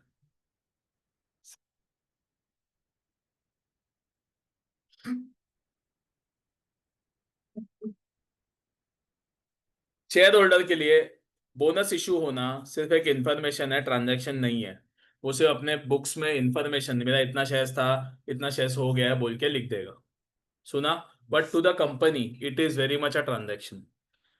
The company gives bonus, it is a medium of distribution of profits.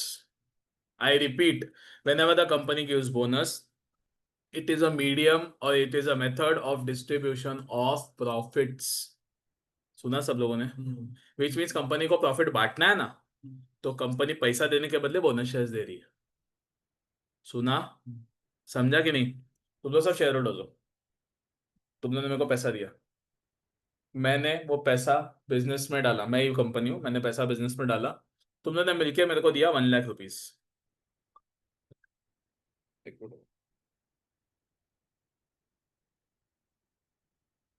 तुम लोगों ने दिया मेरे को मिलके 1,00,000 रुपीज, ठीक है? साइलेंट था। All of you gave me 1,00,000 rupees. I first entry will be bank account debit to equity share capital. Yes और नो? यस और नो? नहीं समझा? तुम लोगों ने सबने मेरे को मिलके पैसा दिया, मेरे बैंक में पैसा कितना है? 1,00,000। मैंने शेयर्स कितना दिया? 1,00,000 इक्विटी शेयर कैपिटल, ठीक है? ये 1,00,000 रुपीज यूज करके रोटेट कर करके मैंने प्रॉफिट कमाया कमाया कमाया, ठीक है?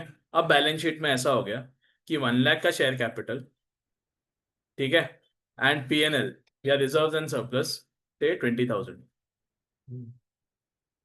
तुम लोग को याद है मैं तुम लोग को बोला था कैसे तुम लोग बिजनेस स्टार्ट करते हो? कैपिटल और कैश से, फिर यही इसी को यूज कर करके यहाँ प्रॉफिट आता है, यहाँ पे पैसा बढ़ता जाता है, प्रॉफिट आता है पैसा बढ़ता है, प्रॉफिट आता है री इन्वेस्ट होकर पैसा बढ़ता है। तो ये टाइप का जो बोलते हैं ना, इट इज अ रोटेशन। जो पैसा प्रॉफिट आया वो रिटर्न नहीं किया जाता, रीयूज होता है बिजनेस में। पहले सपोज फॉर एग्जांपल मैंने 1,00,000 रुपीज से स्टार्ट किया, बिजनेस किया, 1 साल खत्म हो गया, I earn a profit of 5% net profit.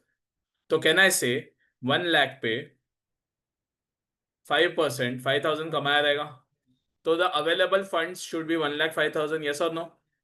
सो ये 5,05,000 का जो प्रॉफिट है, वन ऑप्शन इज बांट दो शेयर होल्डर्स को और अपना बिजनेस 1,00,000 से कंटिन्यू करो। यस और नो?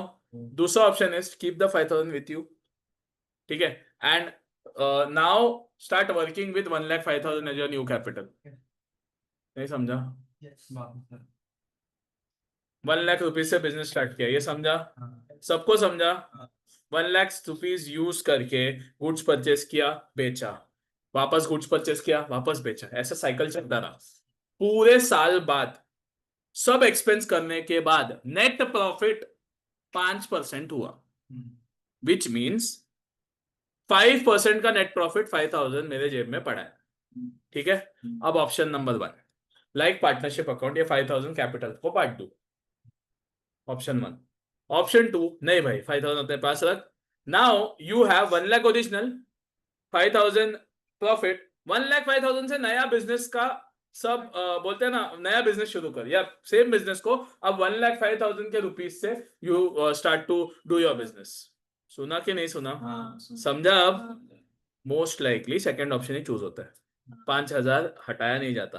पर अगर मैं ऐसा करूंगा, 5,000 रुपया अगर मैं बिजनेस में कमा लूंगा, तो मैं बैलेंस शीट कैसे दिखेगा पता है? Share capital 1,00,000, profit and loss 5,000, and वो एसेट साइड पे कहीं ना कहीं छुपा हुआ रहेगा। ये समझा कि नहीं? पक्का समझा? अब मेरा सवाल ये है कि ये 5,000 का मैं क्या करूं? या तो मैं अपने ही बिजनेस में रख के रीयूज, तो available capital is now 1,05,000, now you can do business with respect to 1,05,000 rupees, right? दूसरा इज डिस्ट्रीब्यूट। समझा कि नहीं समझा? So now if you decide to distribute 5,000 rupees, मतलब ये 1,05,000 जो अभी कैपिटल है, इसमें से 5,000 बाहर चला जाएगा, यस और नो? और कैपिटल बचना चाहिए सिर्फ 1,00,000। आया कि नहीं समझ में? समझा कि नहीं? तो 2 ways of distributing profit, 2 ways. Either अभी फिलहाल तुम्हारे पास क्या है सुनो, इधर ऑफ 1,00,000 एंड 20,00,000, मैं यहाँ पे 5,00,000 कर रहा हूँ, you have a P&L of 5,00,000, ठीक है? 1,00,000 5,00,000 नहीं 5,000, सॉरी, ठीक है? What are the 2 ways to distribute profit? तुम लोगों ने पढ़ा है ये, One is the investment. नहीं, 2 ways to distribute profit. FM का बात नहीं हो रहा है. ये Yes, one is dividend, perfect. दूसरा is bonus. सुना? डिविडेंड अगर दिया, चलो let's give dividend of 5,000 rupees. What is the journal entry? तुम लोग पैसा दे रहे हो, कंपनी हो, तुम लोग को आता नहीं है एंट्री. मैं बोल रहा हूँ what is the journal entry, मतलब बनाओ entry. Why equity share holders account. हाँ तो why equity share holders. Dividend खर्चा, डिविडेंड अकाउंट डेबिट. हाँ, debit all expense and losses. Dividend account debit to equity share, sorry to bank. खत्म. समझा कि नहीं? समझा कि नहीं समझा? नाही ना. कुठे अडकलीस? किती काय लास्ट ऐकलं? डिविडेंड एंट्री काय डिविडेंड? 5,000 रुपये डिविडेंड दिले तू. बनव entry. Transaction, your company pays, Shravani pays 5,000 rupees dividend. This is the transaction. बनाओ entry. Now if you are saying कि सर एंट्री बनाने नहीं आता है, तो that answer is not acceptable. कौन सा 3 टाइप का अकाउंट है? बोलो. Real, nominal, personal. क्या रूल्स है? साइलेंस नहीं चलेगा. क्या रूल्स है बोलो. Debit the receiver, credit the giver. ये कौन सा अकाउंट है? Personal. Next. Debit out comes in, credit out goes out. ये कौन सा अकाउंट है? Next. Debit all expense and losses, credit all incomes and gains. Of course ये बचा हुआ नॉमिनल. अब मेरे को एक बात बता, डिविडेंड पेड, इसमें कौन सा अकाउंट तुझे लगता है बनेगा?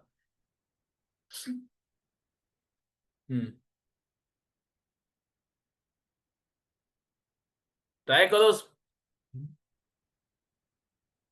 Whenever there is payment, एक अकाउंट तो फॉर श्योर है. कौन सा? कैसे पे होता है? आइदर कैश या बैंक. तो कहने से कैश या बैंक श्योर है. और दूसरा अकाउंट कौन सा है? क्या कर रही है तो what is your transaction? You are paying dividend. तो what are the 2 accounts? Dividend and bank. अब बना एंट्री. डिविडेंड कौन से टाइप का अकाउंट?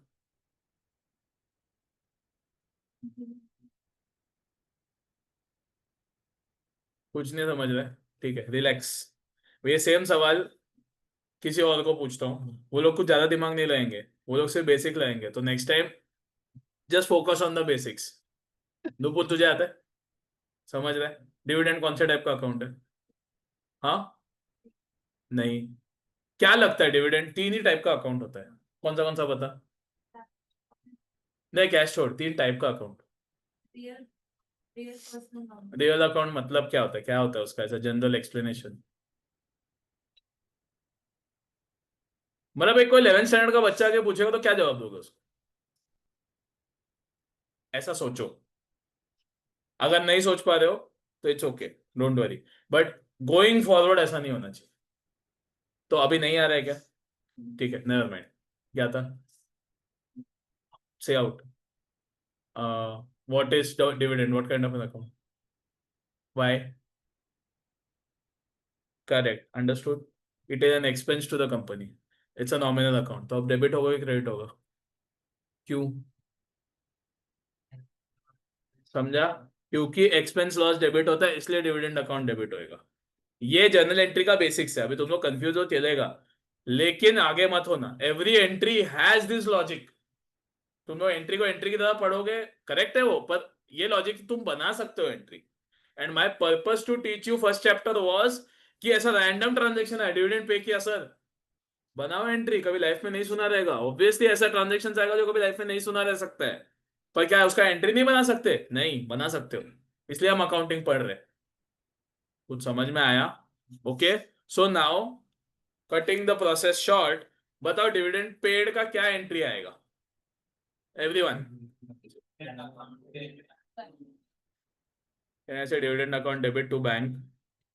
अब एक रूल है, डिविडेंड जब भी पे किया या कोई भी खर्चा किया ना, वो खर्चा पीएनएल में डालने का रहता है. कोई भी खर्चा किया ना, वो खर्चा पीएनएल में डालने का रहता है. सो इसको पीएनएल में कैसे डालेंगे? डिविडेंड को, dividend account debit to bank, बोले डिविडेंड को क्या अकाउंट लग गया, डेबिट लगा कि क्रेडिट लगा? डेबिट, हाँ डेबिट लगा कि नहीं? अब उसको अगर पीएनएल में डालना है तो उसको मतलब डिविडेंड को बंद करने का है, तो अब डिविडेंड को क्या करूँ, डेबिट फर्दर करूँ कि क्रेडिट करूँ? So second entry will B PNL account debit to dividend. Yes और नो। इसी को अलग तरीका बोलते हैं डिविडेंड को राइट ऑफ करना। अब तुम लोगों ने ऑलरेडी राइट ऑफ का एंट्री पढ़ा हुआ है, कौन सा पता है? याद दिलाता हूँ, तुम लोग को याद है प्रीमियम ऑन बायबैक, वो किसके अगेंस्ट राइट ऑफ होता था? सिक्योरिटीज प्रीमियम या फिर फ्री रिजर्व्स। जब प्रीमियम आता था बुक्स में तब डेबिट और एक्सपेंस लॉस करके आता था, तो बैंक का तुम्हारा क्या एंट्री आता था, सुनो, equity share capital debit, premium debit to equity share holders. Equity share holders क्यों? क्योंकि तुम नए क्रेडिटर हो, तुमको पैसा बाद में दूंगा, तो credit the giver. Equity share capital debit क्यों? क्योंकि कैपिटल बंद हो रहा है, कैंसल हो रहा है, इसलिए जो क्रेडिट आइटम उसको डेबिट कर रहे हैं। एंड प्रीमियम डेबिट क्यों? क्योंकि कंपनी का खर्चा है, debit all expenses and losses. सुना कि नहीं सुना? जो एंट्री पढ़ चुके हैं उसका भी लॉजिक है, तो जो पढ़ा है वो दिमाग से अंडू मत करो, भूल मत जाओ, वो याद ही रखो। पर ये ध्यान में रखो कि ये एंट्री मेरे को नहीं आया एग्जाम में, तो क्या मैं क्वेश्चन सवाल छोड़ दूं? नहीं, बैठ, बना, दिमाग लगा, बन जाएगा एंट्री।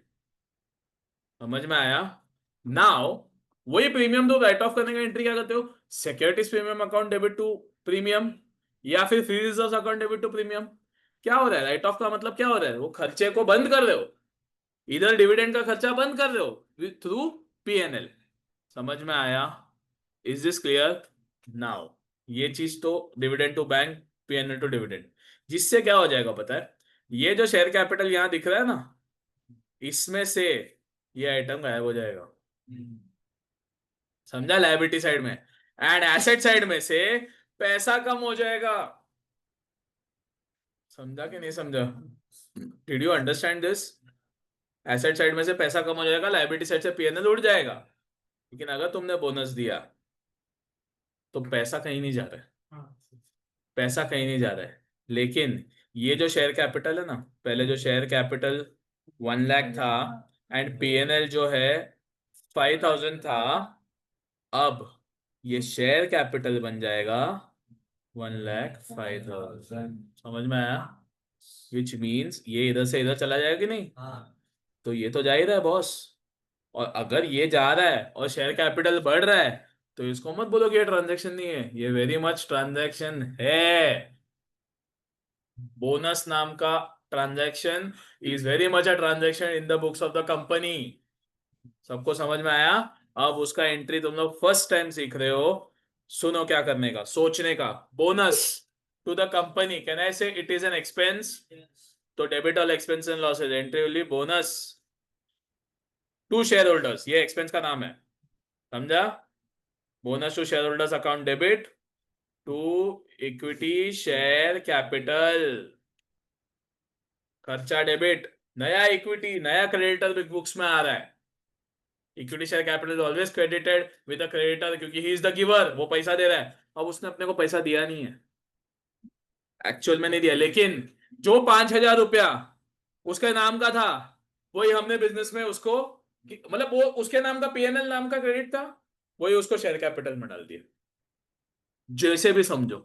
देखो उसने अपने को पैसा नहीं दिया, पर वो 5,000 पीएनएल अब पीएनएल नहीं रहा, अब वो शेयर कैपिटल बन गया, समझा? And how to nullify this, ये बोनस जाएगा पीएनएल के डेबिट पे, क्योंकि खर्चा है ना, राइट ऑफ होएगा, PNL debit to bonus to share holders. आया समझ में? These are the two entries. Okay, now before your questions clarification सुनो। सेकेंड एंट्री है ना, सेकेंड एंट्री में हम लोग क्या कर रहे हैं? बोनस किसके अगेंस्ट जा रहे हैं, क्या यूज करके बोनस दिया है? इन अवर एग्जांपल पीएनएल, समझा? तो अगर सपोज तुमने जनरल रिजर्व यूज करके बोनस दिया तो फर्स्ट एंट्री सेम रहेगा, सेकेंड एंट्री क्या बनेगा? General reserve account debit to bonus to share holders. आया समझ में? अगर तुमने रिजर्व फंड यूज किया तो क्या एंट्री बनोगे? Reserve fund account debit. सबको समझ में आया? Now understand one thing clearly, तुम लोगों ने रिडेम्पशन ऑफ प्रेफरेंस शेयर्स पढ़ा है, तुम लोगों ने buy back of equity shares पढ़ा है. Have you heard of something known as this? क्या है इसका फुल फॉर्म एंड इसका पर्पस क्या है? लिखा है अपन ने इंपॉर्टेंट पॉइंट्स में. लोग बाद में वापस मतलब शेयर कैपिटल में ऐड हो जाना. वो बाद में सिर्फ बोनस के लिए यूज होएगा, समझा? विच मीन्स अगर बैलेंस शीट में सीआरआर है और अपन बोनस देते हैं तो जो एंट्री नंबर 2 होएगा ना, कंपल्सरीली पहले सीआरआर यूज करने का, उसके बाद ही कोई और फ्री रिजर्व रहेगा तो यूज करने का.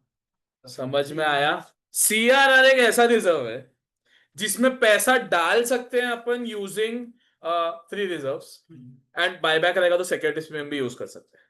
लेकिन इसमें से पैसा निकालना है ना, तो बहुत सिर्फ बोनस के तो निकलेगा, अदरवाइज वो वैसे का वैसा पड़ा रहेगा. समझ में आया कि नहीं? Is this understood? So in our practice of bonus, you first pass the first entry, bonus account debit to share holders, ये करते ही हैं, ठीक है. लेकिन next entry is write off bonus का खर्चा. तो हम बोलते हैं ऐसे, इंग्लिश में बोला जाता है कि company gave bonus out of general reserve, तो सेकेंड एंट्री में जनरल रिजर्व आएगा. कभी कभी कंपनी बोलते कंपनी यूज रिजर्व्स, तुम डिसाइड करो कौन सा. Company use reserves to give bonus, पर रिजर्व्स के लिस्ट में फ्री रिजर्व्स भी है, कैपिटल रिजर्व भी है एंड सीआरआर भी है. तो हम कौन सा यूज करें? पहले सीआरआर, उसके बाद ही free reserves. Capital reserve use करना अलाउड नहीं है. समझ में आया? सिक्योरिटीज प्रीमियम ही यूज कर सकते हैं, पर वो भी कंडीशंस अप्लाई है, वो तुम लोग लॉ में पढ़ोगे, कंपनीज एक्ट में देके रखा है. इसलिए security since it is condition apply ना, हम लोग बोलते हैं चल क्वेश्चन बोला तो, नहीं तो 100% श्योर क्या है, फ्री रिजर्व्स यूज कर सकते हैं. And most importantly CRR use करने का. सीआरआर तो करना ही है. अगर तुमने जनरल रिजर्व डेबिट करके सीआरआर नहीं डेबिट किया ना, तो तुम लॉ वायलेट कर दोगे. तो अकाउंटिंग एंट्री करेक्ट है, लेकिन लॉ वायलेट हो जाएगा. बोनस दे रहे हो तो पहले सीआरआर यूज करो, तो इसे सीआरआर ही डेबिट होना चाहिए. ऑनलाइन वालों समझा क्या बोल रहा हूं? हाँ सर. पक्का? Hmm. So what is the take away? तुम लोग को लिखने दूंगा, तुम लोग घर पे लिख लेना. What is the take away? Just like rights, just like dividend, there is also bonus. सबका एंट्रीज होता है, तुम लोगों ने नहीं पढ़ा है, अब पढ़ोगे. बोनस के लिए entry is bonus to share holders, debit to equity share capital, जिससे तुमने शेयर्स इशू कर दिया. अब बोनस का खर्चा राइट ऑफ करना है, तो किससे राइट ऑफ करोगे? रिजर्व से. तो going forward after today's lecture, अगर मैंने तुम लोगों को पूछा बोनस का एंट्री पता है क्या, तो आंसर हाँ आना चाहिए. एंड क्या एंट्री आंसर दोगे? या तो दोनों दो चलेगा, या इसी को कंबाइन कैसे करेंगे बताओ? यही एंट्री को कंबाइन एंट्री क्या बोलेंगे अपन? इक्विटी शेयर कैपिटल डेबिट कैसे होएगा बच्चा? PNL account debit to equity. Correct. PNL account debit to equity share capital. You can say general reserve account debit to equity share capital. You can say CRR debit to equity share capital. ये combined है, ये भी चलेगा. But going forward, bonus का entry तुमको आता है. समझ में आया? एंड उसका लॉजिक ये है कि हम अपना रिजर्व्स को डेबिट करके कम कर रहे हैं एंड शेयर होल्डर्स को रिवॉर्ड कर रहे हैं कि ये लो. डोंट यू थिंक तुमने डिविडेंड में भी वही किया? वही तो किया तुमने, खुद के रिजर्व्स को कम किया और शेयर होल्डर्स को रिवॉर्ड किया. सिर्फ फर्क ये है, डिविडेंड में पैसा गया बाहर, इधर शेयर्स बाहर जा रहा है. तो it is very much a transaction and it is very much similar, not same, but company के balance sheet point of view से फर्क नहीं पड़ता है. कंपनी को पैसा बाहर नहीं जा रहा है तो शेयर्स जा रहा है, लेकिन रिजर्व जरूर कम होएगा. Are we clear? So every distribution of profit, either bonus or dividend, will result in reduction of reserves. सुना सब लोगों ने? ठीक है, on that note we'll end today. ठीक है, तो अभी तुम लोग कुछ भेजता हूँ. यस, ऑनलाइन वालों डाउट पूछना है तो पूछो. हाँ सर, पर अपना शेयर कैपिटल ज्यादा दिखेगा ना उसमें. शेयर कैपिटल ज्यादा दिखेगा क्या मतलब?